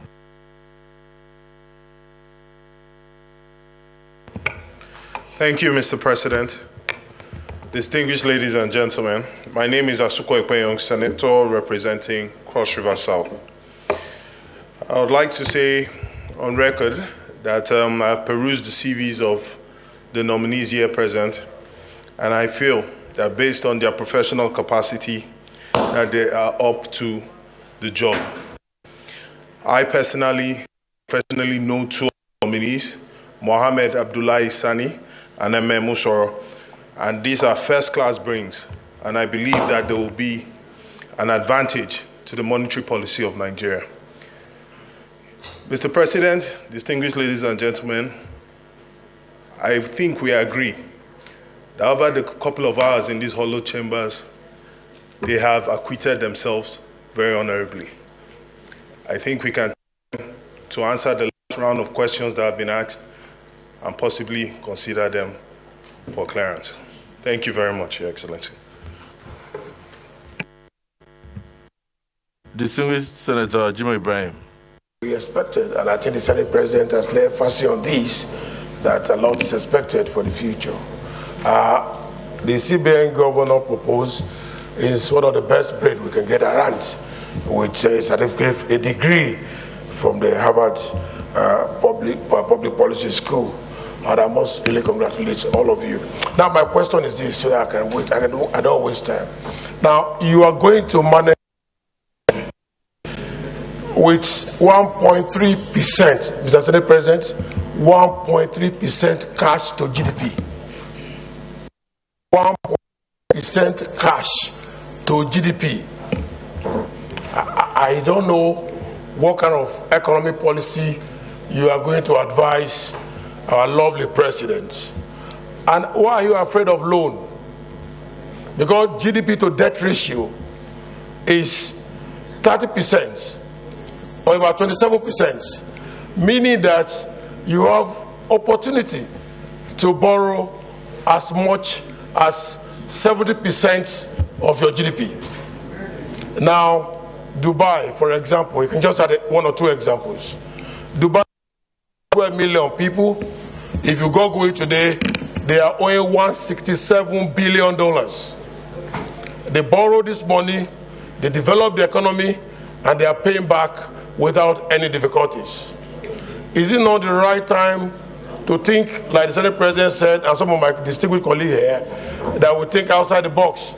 Is thinking outside the box not involving that you have to really work on this GDP to debt ratio? You see that GDP to tax is about 18%, giving you very fantastic opportunity that you can still have 82% of tax there that are not collected. We cannot collect them because we have poor economic. When citizens are good and things are going well, you have opportunity to collect about 82% of your GDP. Hang on to the tax system. Now, the summary of what I want to say is that, one, you and me know, and let's be truthful to Mr. President and to Nigeria, that the variables, the impacted economic variables, are very weak. One, GDP to cash, which is 1.3%, GDP to debt ratio, which is about 32%. In fact, things are really, really bad, just like Senate President really summarized. And what are you going to do with impacted variables? My views are as follows. I don't really want to make it all questions affairs. If we don't work on weak variables, how can we recover the economy? If we don't work on weak variables, how do we recover the economy? If what you have today is 7% cash, 93% of your cash is already arrested, you have 7% cash to work with. How do you do that? 70%. You're already on negative of 67%. What do you want to do? But the hope is there, you know, because you are selected celebrant, you know, in Nigeria. You have gone through the financial courses. All the courses you have attended, I've also attended all of them. But the key point, Mr. Senate President, is that I agree with you conveniently that it's not going to be easy. And like Philip said, a matter of ABC. So what I want to say is that you should concentrate in, you know, looking at the variable one by one. Whether you're going to set up a committee to look at each of these variables. It is when the variable reacts to your solution that economy can be. If variable remained very weak, what can you do with dollar? For example, like the Senate President pointed out, 1,000 to $1 US. We can do a lot. If you borrow funds, you are supposed to support your naira. And whatever you borrow, you are used to develop the economy so that the variable can react. But if the variables, if you cannot work on the variables, eventually, sir, I don't think we can go anywhere. So I want to urge you, I wish you very fantastic journey to the central bank and work nicely there. I do know you have a lot of tasks to do. I don't envy you, but really, I think, I beg of you, in the name of all Nigerians, in the name of this very respected Senate that have been sitting since morning, this is 5 o'clock, and we are still here. Please work on the variables. Forget about all those economic jargons. Take the variables one by one. You can work on the variables, our economy will come back live. If you cannot work on the variables, let us know if you need our support. Thank you very much, Mr. State President, for the great opportunity of having to say a word to this fantastic gentleman that was elected by Mr. President of the Federal Republic of Nigeria. Thanks. Thank you. Distinguished Jimo Ibrahim, the Senate Prof. There is no way we would have concluded this without getting a small lecture from you. Let's get time from Senator Fadahunsi.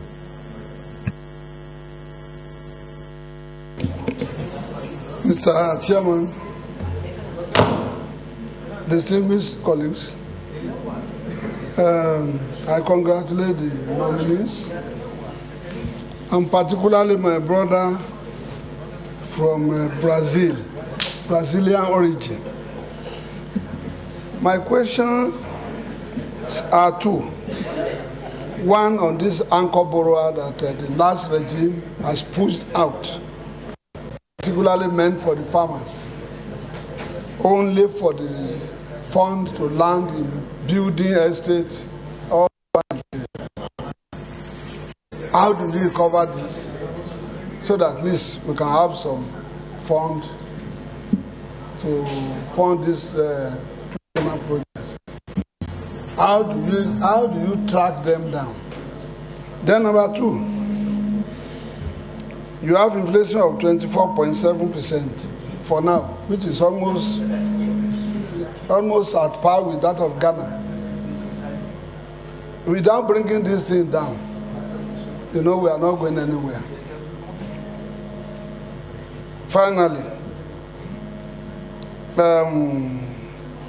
our currency has just become that of Uganda under Idi Amin Dada, just paper. If we don't give the currency serious backing, we are going to have problems. The agencies and the ministries, particularly those ones that are in charge of revenue, they are bound to transfer all the revenue generated into the CBN. But you know that there are some banks that are hijackers when these funds are moving to CBN. How do you stop this? Because we could see all of them playing about with our money and nothing happened to these commercial banks. You're supposed to be their supervisor and you are supposed to advise them. This time around, most of the bank managing directors are even more powerful than CBN governors because of these malpractices. How do you check them and how do you recover Nigeria from these monopoly? And last, the waivers. The waivers granted by the federal government, there was a time when in one of our budgets, you have about 3.7 trillion waivers for only 2 companies. Everybody knows. 2 companies and 1 family.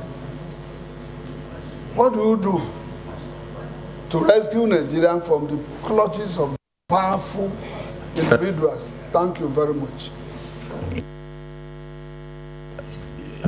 If I understand you, you are saying that only 2 companies enjoyed waiver of up to 6 trillion in Nigeria. Well, Shehu Buba, you want to confirm that? Mr. President, distinguished colleagues, my name is Senator Shehu Buba, representing good people of Bauchi South. Mr. President, I'm not going to confirm that, but I have simple 2 questions to the nominees. First of all, I want to congratulate the nominees, the governor and his deputies. My question goes like this, straight. Mr. Nominees, if CBN,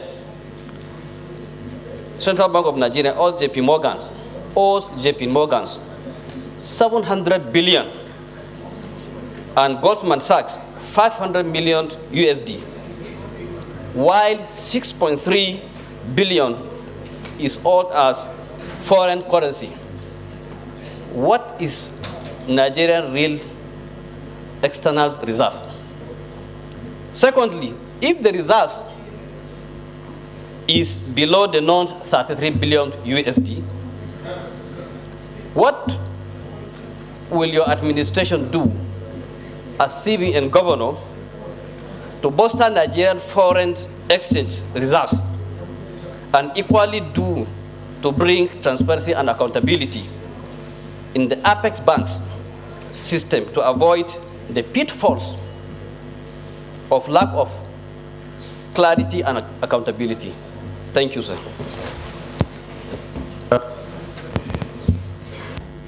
Let me thank Senator Shehu Buba for the very specific questions. And I know that the of Central Bank, if confirmed by this Hallowed Chamber, must have listened to the question and must have jotted the question down. The immediate past Senate President, Senator Ahmed Lawan, you may want to add a voice.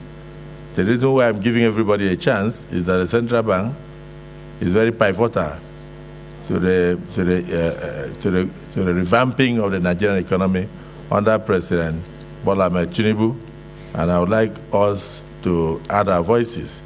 It won't be the last we'll meet with them. We'll call them periodically. If need be, we can agree on every quarter so that they can come in and brief us on their efforts. But for today, let us even know the people that are going to man the new Central Bank to see whether we'll have a new focus. Please, sir, if you have no question, you can advise. Well, thank you very much, Mr. President, sitting as chair, very distinguished colleagues. My name is Ahmed Ibrahim Leon. I represent Yobe North Senatorial District. Let me follow suit by congratulating the nominees, and your reputations have preceded your presence here. We have known most of you by names before your nominations. This is a very trying time for our country. We have so many challenges. Of course, the economic challenge is apparently the most worrisome. But then that is not the only challenge. The security challenge is also a very prominent and potent challenge that faces our country. I'm not going to ask any question. I'm going to raise concerns. The issue before us is to get our economy back to its feet. And as the leading economy in on the African continent, we should be leading in all spheres of the economic considerations. For me, I think you have a very difficult job. The job is, how do we turn around an economy that is on its knees and a socio-economic environment, especially the social environment, that does not support production in many ways. If we are talking about getting more foreign exchange, we must be productive. I am concerned with something that you've said. The bank deviated in some ways by maybe pushing a lot of activities that ordinarily shouldn't be. But I also believe that government must support certain sectors of the economy for us to have the economy work for the people. I don't believe in this idea of just giving funds or money to different agencies of government. But I believe that the ordinary person, the most ordinary, those that are vulnerable, need to be captured. Over 70% of Nigerians are simply not part of what we are doing. That is to say, the financial inclusion is very, very weak. And these are the people that need the support of government, need the economy to work for them, probably more than anybody else. Now, we have the issue of how to get across to them, because you have to bring them on board. Otherwise, the economy will still exclude them. In the past, we had growth, 7%, and so on and so forth. But it wasn't inclusive, because the growth was simply something that was working for those at the high part of the pyramid. We want a situation where our economy will be working for all of us, especially those that are at the bottom of the ladder. Finally, Mr. President, Mr. Chairman, let me congratulate Mr. President himself for selecting and nominating Mr. or Professor Cardoso. Cardoso is a name that I've had for a very long time, associated with successes in Lagos. The other people, nominees, are nominees that are supposed to help him. But I think those that are supposed to help them are us. We are the ones to help them, because we have to ensure that we work with them very closely. We had not much engagement with CBN in the past. I think from day one, we are supposed to have an engagement process that will ensure that either on quarterly basis or whatever it is we must have learned from our experience of the past, that we need to be on board what is happening to the economy.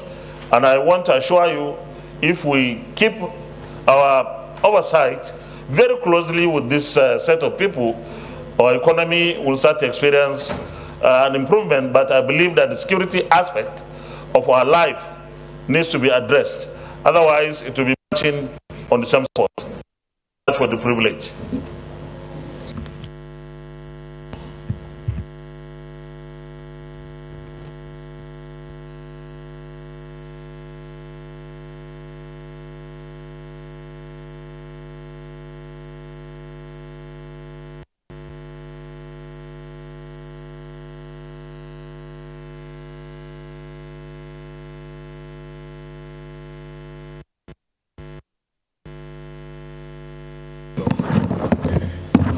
Banking is more about technology, and therefore I'm asking two questions. Number one,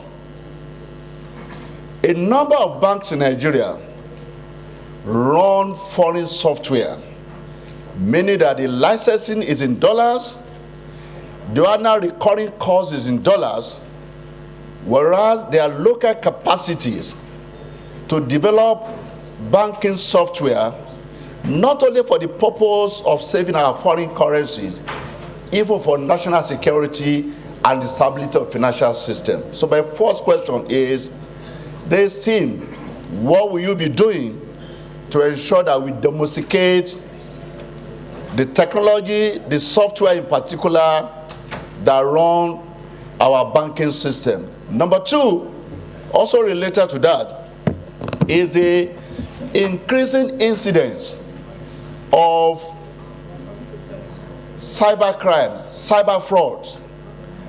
Customers are losing money. Financial systems, financial institutions are also losing money on an increasing basis. I think your team, this new team, will also have to look closely to ensure that we do not undermine the confidence in the financial system or even the drive towards technology with increasing loss of money by customer and financial institutions.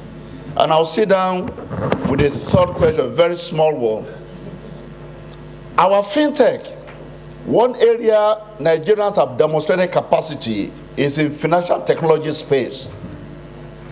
Our fintechs are not only operating in Nigeria, they are operating outside the shores of Nigeria, and we know a lot of them. However, Nigeria is not taking full benefits of these efforts, of these initiatives, because a lot of them are legally domiciled outside the country, meaning that even their revenue in dollars are not recorded as part of the inflow into the country. It's also one area that I think the new CBN governor and his team will have to look at, so that as we develop the fintech, we also take the full benefit of their efforts and their foray into other countries to have an impact on the economy, particularly our foreign exchange. Thank you, Mr. Chairman, for allowing me to ask these questions. The distinguished Senator, most of us salute you. Your Excellency, the Senate President, my name is Saliu Mustafa, representing Kwara Central. Mr. Nominee and other fellow nominees, I want to come from the angle of customer protection. most of us are victims of some of the incidentals that happen within the banking system. And when you complain to the bank, you don't get any result. As the supervisory or the banker of bankers, I will want you to take more attention or pay more attention in customer protection. A lot of banks these days now, just one transaction alone, you are debited in multiple folds. And it is the customer that suffers this. If you bank in other climes in the world, if you do one transaction, you will not receive the kind of debit alert you receive here. They will debit you in over, just for one transaction, you will receive up to 4 or 5 different debits. So I will please want you to pay attention to that. Then also, lastly, in the money supply, I think the growth in the last 5 years, we were about 24 trillion. Now, as of today, we're talking about 64 trillion, which has driven pressure, I mean, it has market pressure on both the Naira and the FX. Please, you will have to look into this for us. Thank you very much.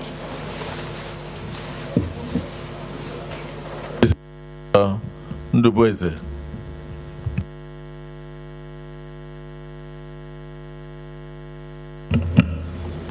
Thank you, Mr. President, sitting as chair. My question is coming from the side of discipline, judging from what happened in the recent past with the CBN. Today, most Nigerians are worried that the powers are so much concentrated on the CBN governor as the governor of Central Bank and chairman of the board. I want to understand what would be the idea of our brothers so appointed to take care of our economy that is badly devastated. What's their view in separating the chairman of the board from the CBN governor? You watch also that the recent past, the governor, maybe because they were the chairman and the governor at the same time, they couldn't pay so much advisory role to the executive. The way dollar will be sold at a very, very reduced rate and they resold at a very high cost, I think it's part of the problems we have in the present economy we're operating. That's one. Okay. How do they also establish a little side of independency that will enable them advise the government, and that will help to reduce the recklessness in our financial system? Thank you. Let me stop there. Distinguished Senator Nweboye. Thank you, Mr. President. I remain Senator Onyekachi Peter Nweboye, representing the good people of Ebonyi North Senatorial District of Ebonyi State. My question is just one and simple. Mr. Governor, if confirmed, and your deputies, you agree with me that it is no longer news that commercial banks today in Nigeria, our pauper citizens, to unnecessary charges in the name of maintenance charges. What plan have you to stop this or regulate same if allowed by law? Thank you.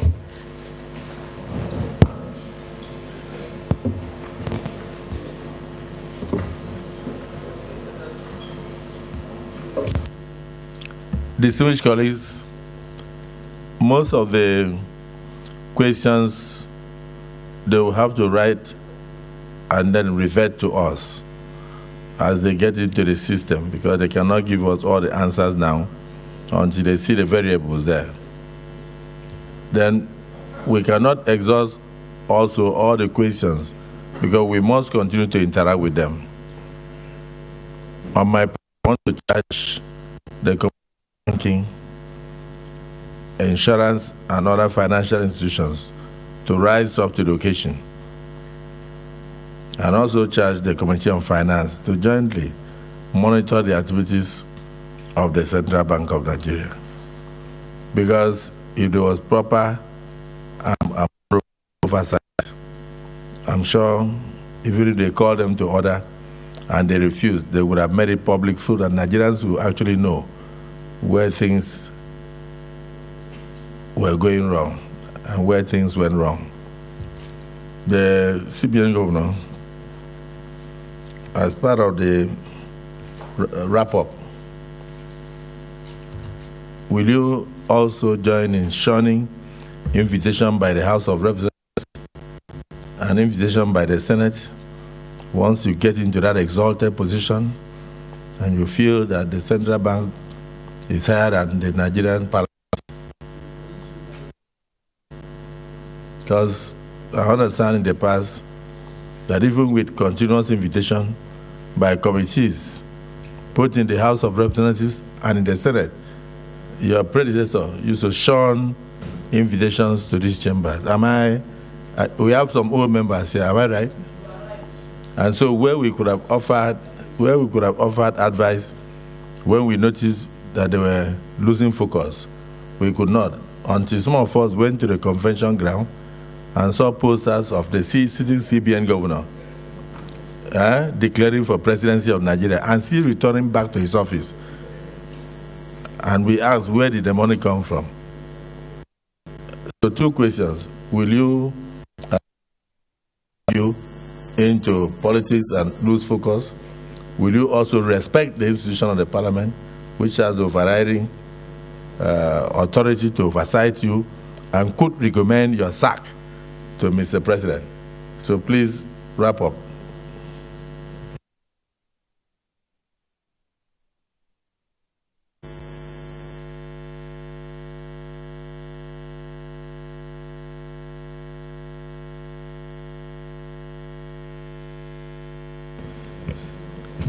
Mr. President, distinguished senators, to take a few of the questions before he wraps up. Thank you very much, distinguished senators, for the depth questions that we've received. Many of the questions that have been asked today are also the questions that we have discussed in the early days of this event, and these are questions that we are also still, many of them, considering. So it is very clear, as His Excellency the President has said, that we will not have all the answers today. What I will just mention are very quickly 6 things, which I believe cover a few of the questions, and then if I miss any, I believe the governor or my colleagues will remind me. The first major issue that we have continued to discuss under the leadership of the governor is regarding of returning the bank to its core mandate. And this is as dictated by the Act of the Central Bank of Nigeria. So we have recognized that the bank has strayed significantly over the last few years, and there's a huge desire to return the bank to its core mandate as a central bank. The second, which I have here, which is also coincidentally what the President just finished mentioning, is the importance of depoliticizing the central bank. There has been significant amount of anecdotal information that has been shared here today. I will not go into it, but this is a core focus of the new team if confirmed. The third, as the governor has repeatedly said to us, is the importance of communication and feedback. Open transparent communication, especially with this hallowed chamber and the National Assembly in its entirety. So, Mr. President and distinguished senators, if confirmed, what you will see from this team is significant amount of communication and open and transparent relations between us and the entirety of Nigerians.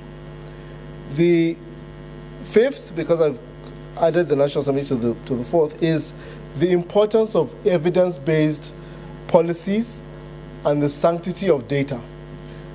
Over the last weeks, we have seen a lot of information come out regarding the operations of the central bank. Some of this information is correct, wrong. So it is important that before we delve into talking about details, that we actually verify the data that we are going to be working with. So working on this has a lot to do with some of the questions, for example, regarding the financial statements of the bank itself. These are issues that we have to look into if confirmed. The sixth is the importance, very critical importance, of the collaboration between the fiscal side and the monetary side. This is overriding a lot of issues, including around exchange rate management, and all other issues that concern the mandate of the central bank. The seventh, and most important, I think, for the team, is the recognition that this is not going to be easy work, that there's going to need to be a lot of hard work, dedication, and that the team is willing and ready to work with key stakeholders, particularly the National Assembly, to ensure that we restore the dignity of the central bank. I will touch on two of the detailed questions I asked, and then I will yield the floor back to the governor. The first regarding the issue of monopoly, asked by distinguished Senator Wadada. I think that in very close collaboration with the fiscal side of the House, particularly the Ministry of Finance, there is a target that the government has set for itself of 7% growth rate.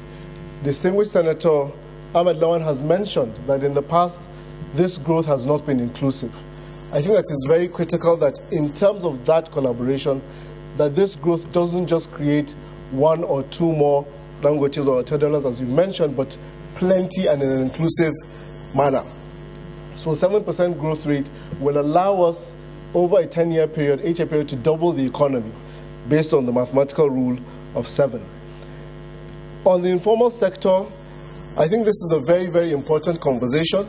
And in fact, if you look at the size of the economy, many, many experts believe that the economy is grossly understated because we are not really considering the size, structure, function of the informal economy. So we need to look at this very closely, together with other actors, the National Bureau of Statistics, and other players in the economy, to ensure that what we're doing is, as much as possible, going to be widespread to most Nigerians. Thank you very much. I'll yield the floor, Mr. Governor.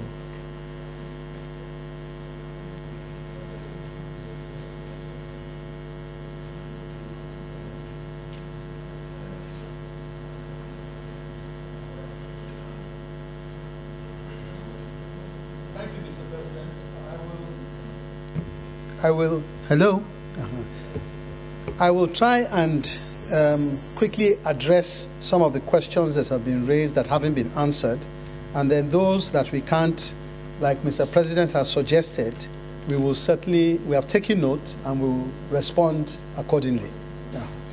As he has said, we are new to we've not really set our feet in the central bank, so we need to collect the data and know exactly. Now, one of them again, I believe was asked by Mr. President himself, and it was a question as to, one, whether I will allow myself to be hijacked by politicians, and two, whether the CBN under my watch will disobey orders to come. Now, number one, with respect to the hijacking by politicians, I said something earlier. emphasize this. It is important that we who are being considered for these positions today understand that this is a position of trust. It's a position of great trust. And with that goes the huge responsibility to meet up to that trust.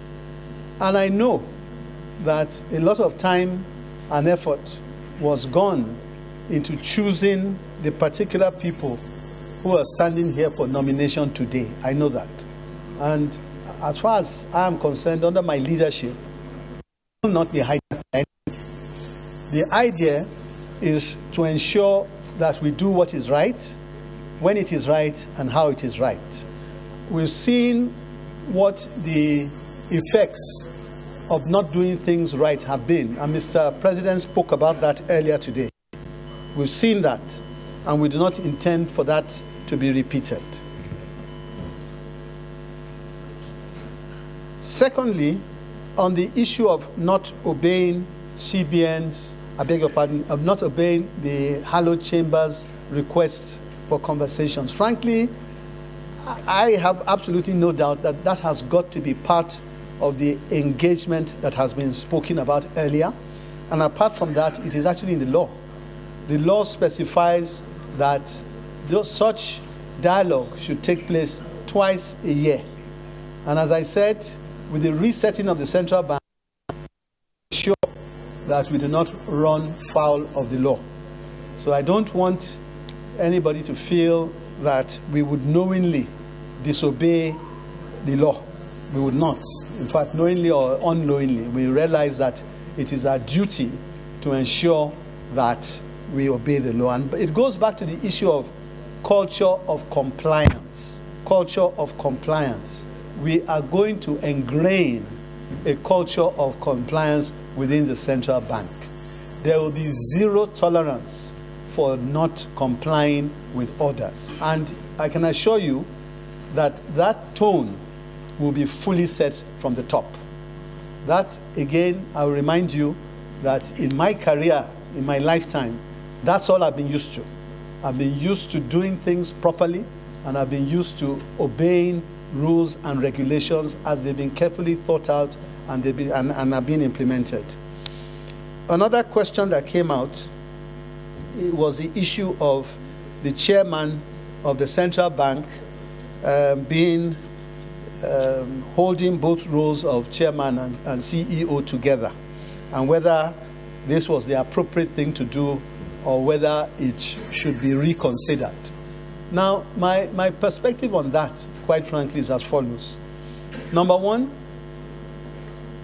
and again, please take it from somebody who has served on boards worldwide, considerable boards over the years, have had a amount of high-level corporate governance experience. I think that a lot depends on the people that are selected to come on boards. Very important. And we will ensure that we get the best people to join us on those boards. This should not be a mere academic exercise.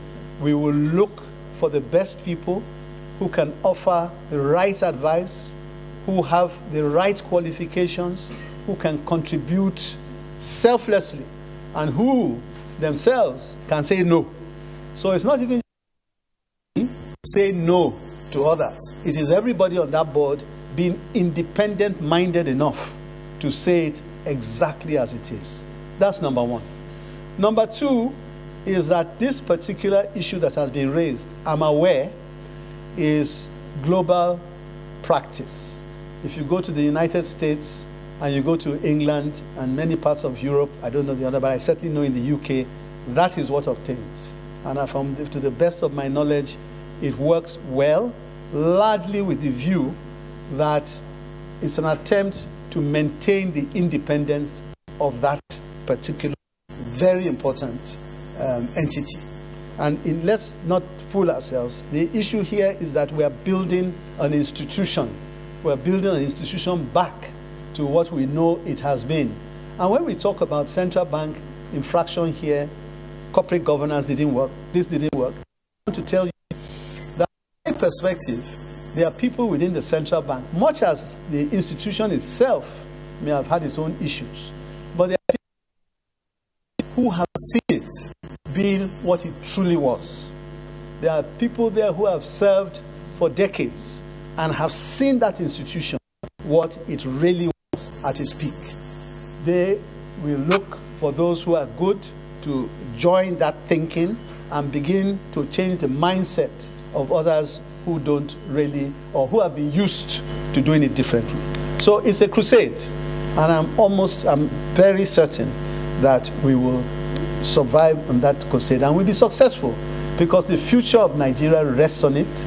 I believe very strongly that some very, very critical decisions have been taken already that is taking Nigeria in the right direction. It is now our own duty to validate on those very, very important initiatives that nobody has been able to do before. Nobody has been able to do before. To the extent we are now on that road, we will not waver and find that we do not accomplish the giant strides that have already been taken. Then, of course, an issue that came up severally was the issue of bank charges. And I agree, it's something that we will certainly look into. I mean, we've all had one way or the other been part of the receiving end of that. Then, the issue of anchor borrower, how do you track them down? Again, you know, we need to really look at those numbers and understand what the composition really is, okay, before we can take any action on that. The questions that have been asked are very good, very helpful, and to be frank, much as this hallowed chamber, distinguished members of this chamber may feel come to interrogate us and all that, I want to tell you that we have also benefited tremendously from hearing the quality of and being ready to go back to ensure that we can put them into use where we need to and revert where we don't have the answers. I will just conclude by saying that, by thanking the members of these hallowed chambers. It's been a very, very useful encounter, and I believe very strongly that in the process of resetting and rethinking, reshaping the central bank, the confidence building. Transparency and accountability comes under that. To be able to build that confidence that many people here spoke about. When you spoke about the fact that Naira was going down, you're concerned about the value of the Naira, and I tried to explain that.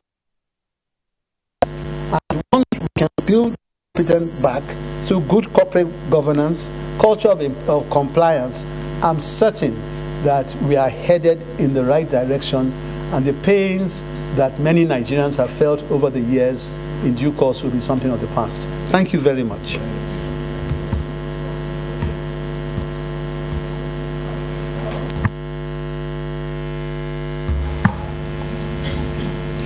Let me, on behalf of the 10 Senate of the Federal Republic of Nigeria, thank the nominees for exhaustively answering most of our questions, and to urge them that the ones you could not proceed answers immediately, as you get into office, you try to get something back to us, because it's a learning curve, and we are very interested in getting the situation out of the doldrum. So thank you so much. You may now step forward and take leave of the Senate, one after the other.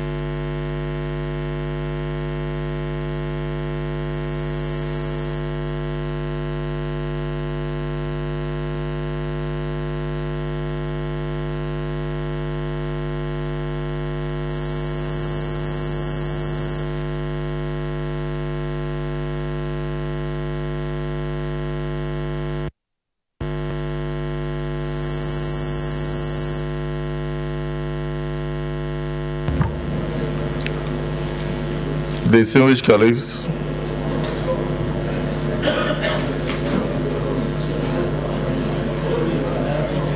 having concluded the screening exercise, I want to put a question. The Senate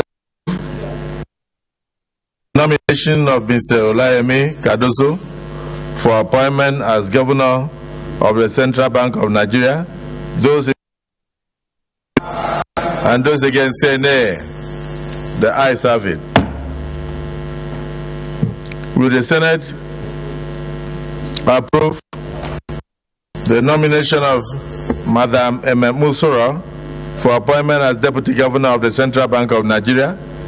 Those in favor say aye. Those against say nay. The ayes have it.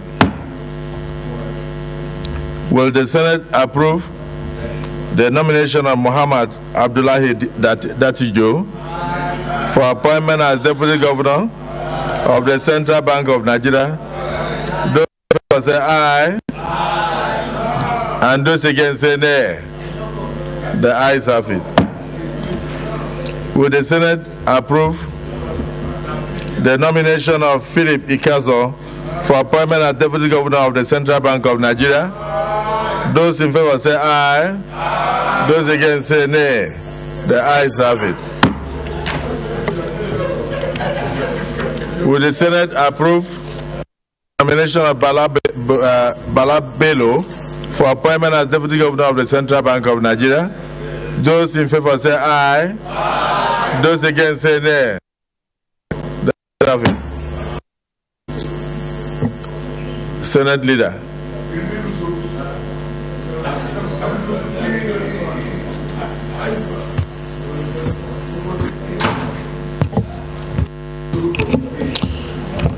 Mr. President, sitting as chair, very distinguished senators of the Federal Republic of Nigeria, I stand to move that the Senate reverts back to plenary to enable the chairman report progress.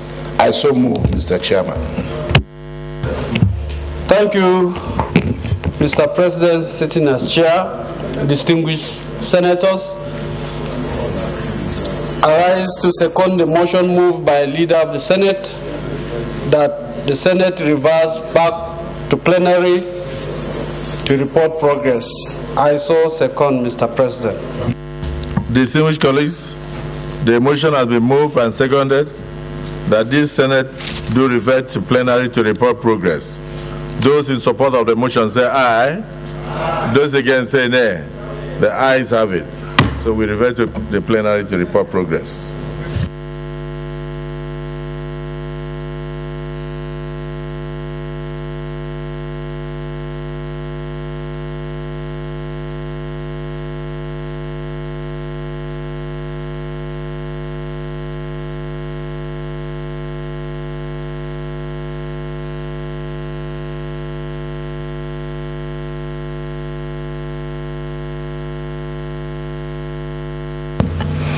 Distinguished colleagues, the Senate in the Committee of the Whole considered the request of Mr. President and for the confirmation of nominees for Governor and Deputy Governors of the Central Bank of Nigeria.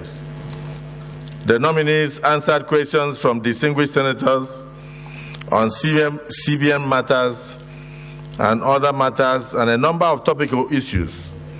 Thereafter, the committee approved the nomination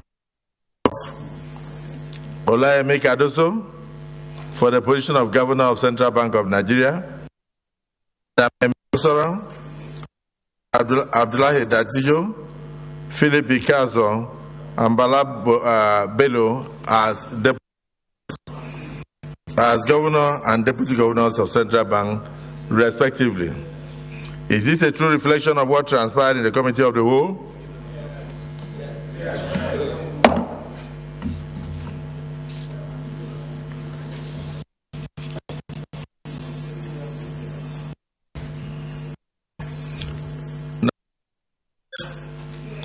Confirm the nomination of Yemi Cardoso for appointment as Governor of the Central Bank of Nigeria.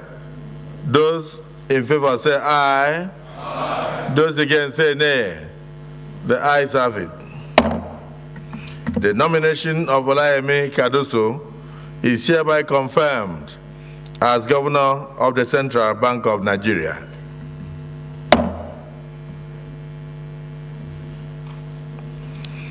Will the Senate confirm the nomination of Madam Usoro for appointment as Deputy Governor of the Central Bank of Nigeria?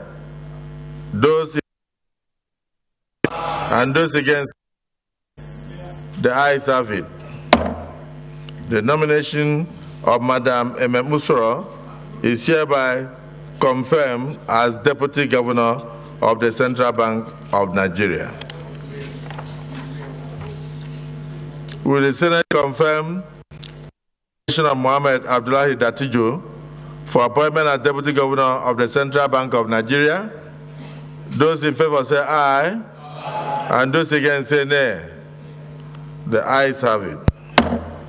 The nomination of Mohammed Abdullahi Dattijo is hereby confirmed as Deputy Governor of the Central Bank of Nigeria. Will the Senate confirm the appointment of Philip Ikeazor for appointment as Deputy Governor of the Central Bank of Nigeria? Those in favor say aye. Aye. And those against say nay. The ayes have it. The nomination of Philip Ikeazor is hereby confirmed as Deputy Governor of the Central Bank of Nigeria. Will the Senate confirm the nomination of Bello for appointment as Deputy Governor of the Central Bank of Nigeria? Those in favor say aye. Aye. Those against say nay. The ayes have it. The nomination of Bello is hereby confirmed as Deputy Governor of the Central Bank of Nigeria. Senate Leader.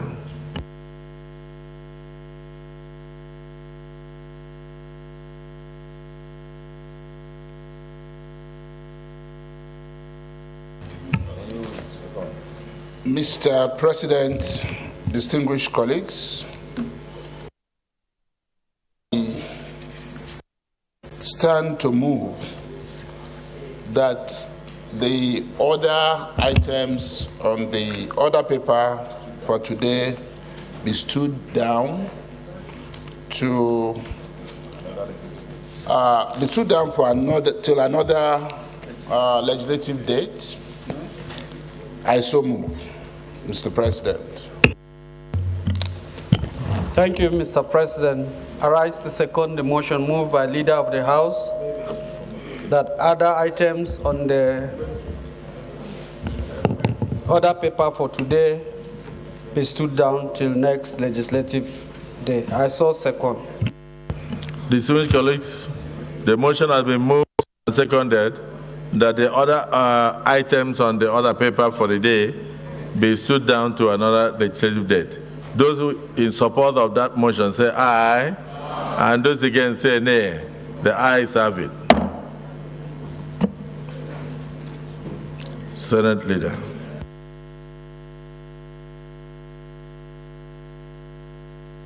Mr. President, distinguished colleagues, I move that the Senate adjourns for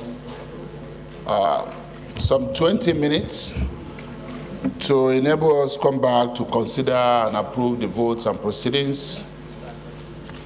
I so move, Mr. President.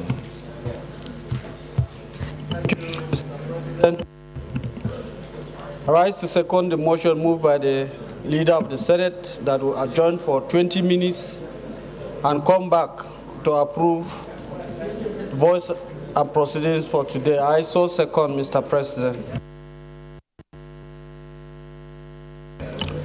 Distinguished colleagues, Having exhausted all the items on the order paper, this Senate stands adjourned until what's today?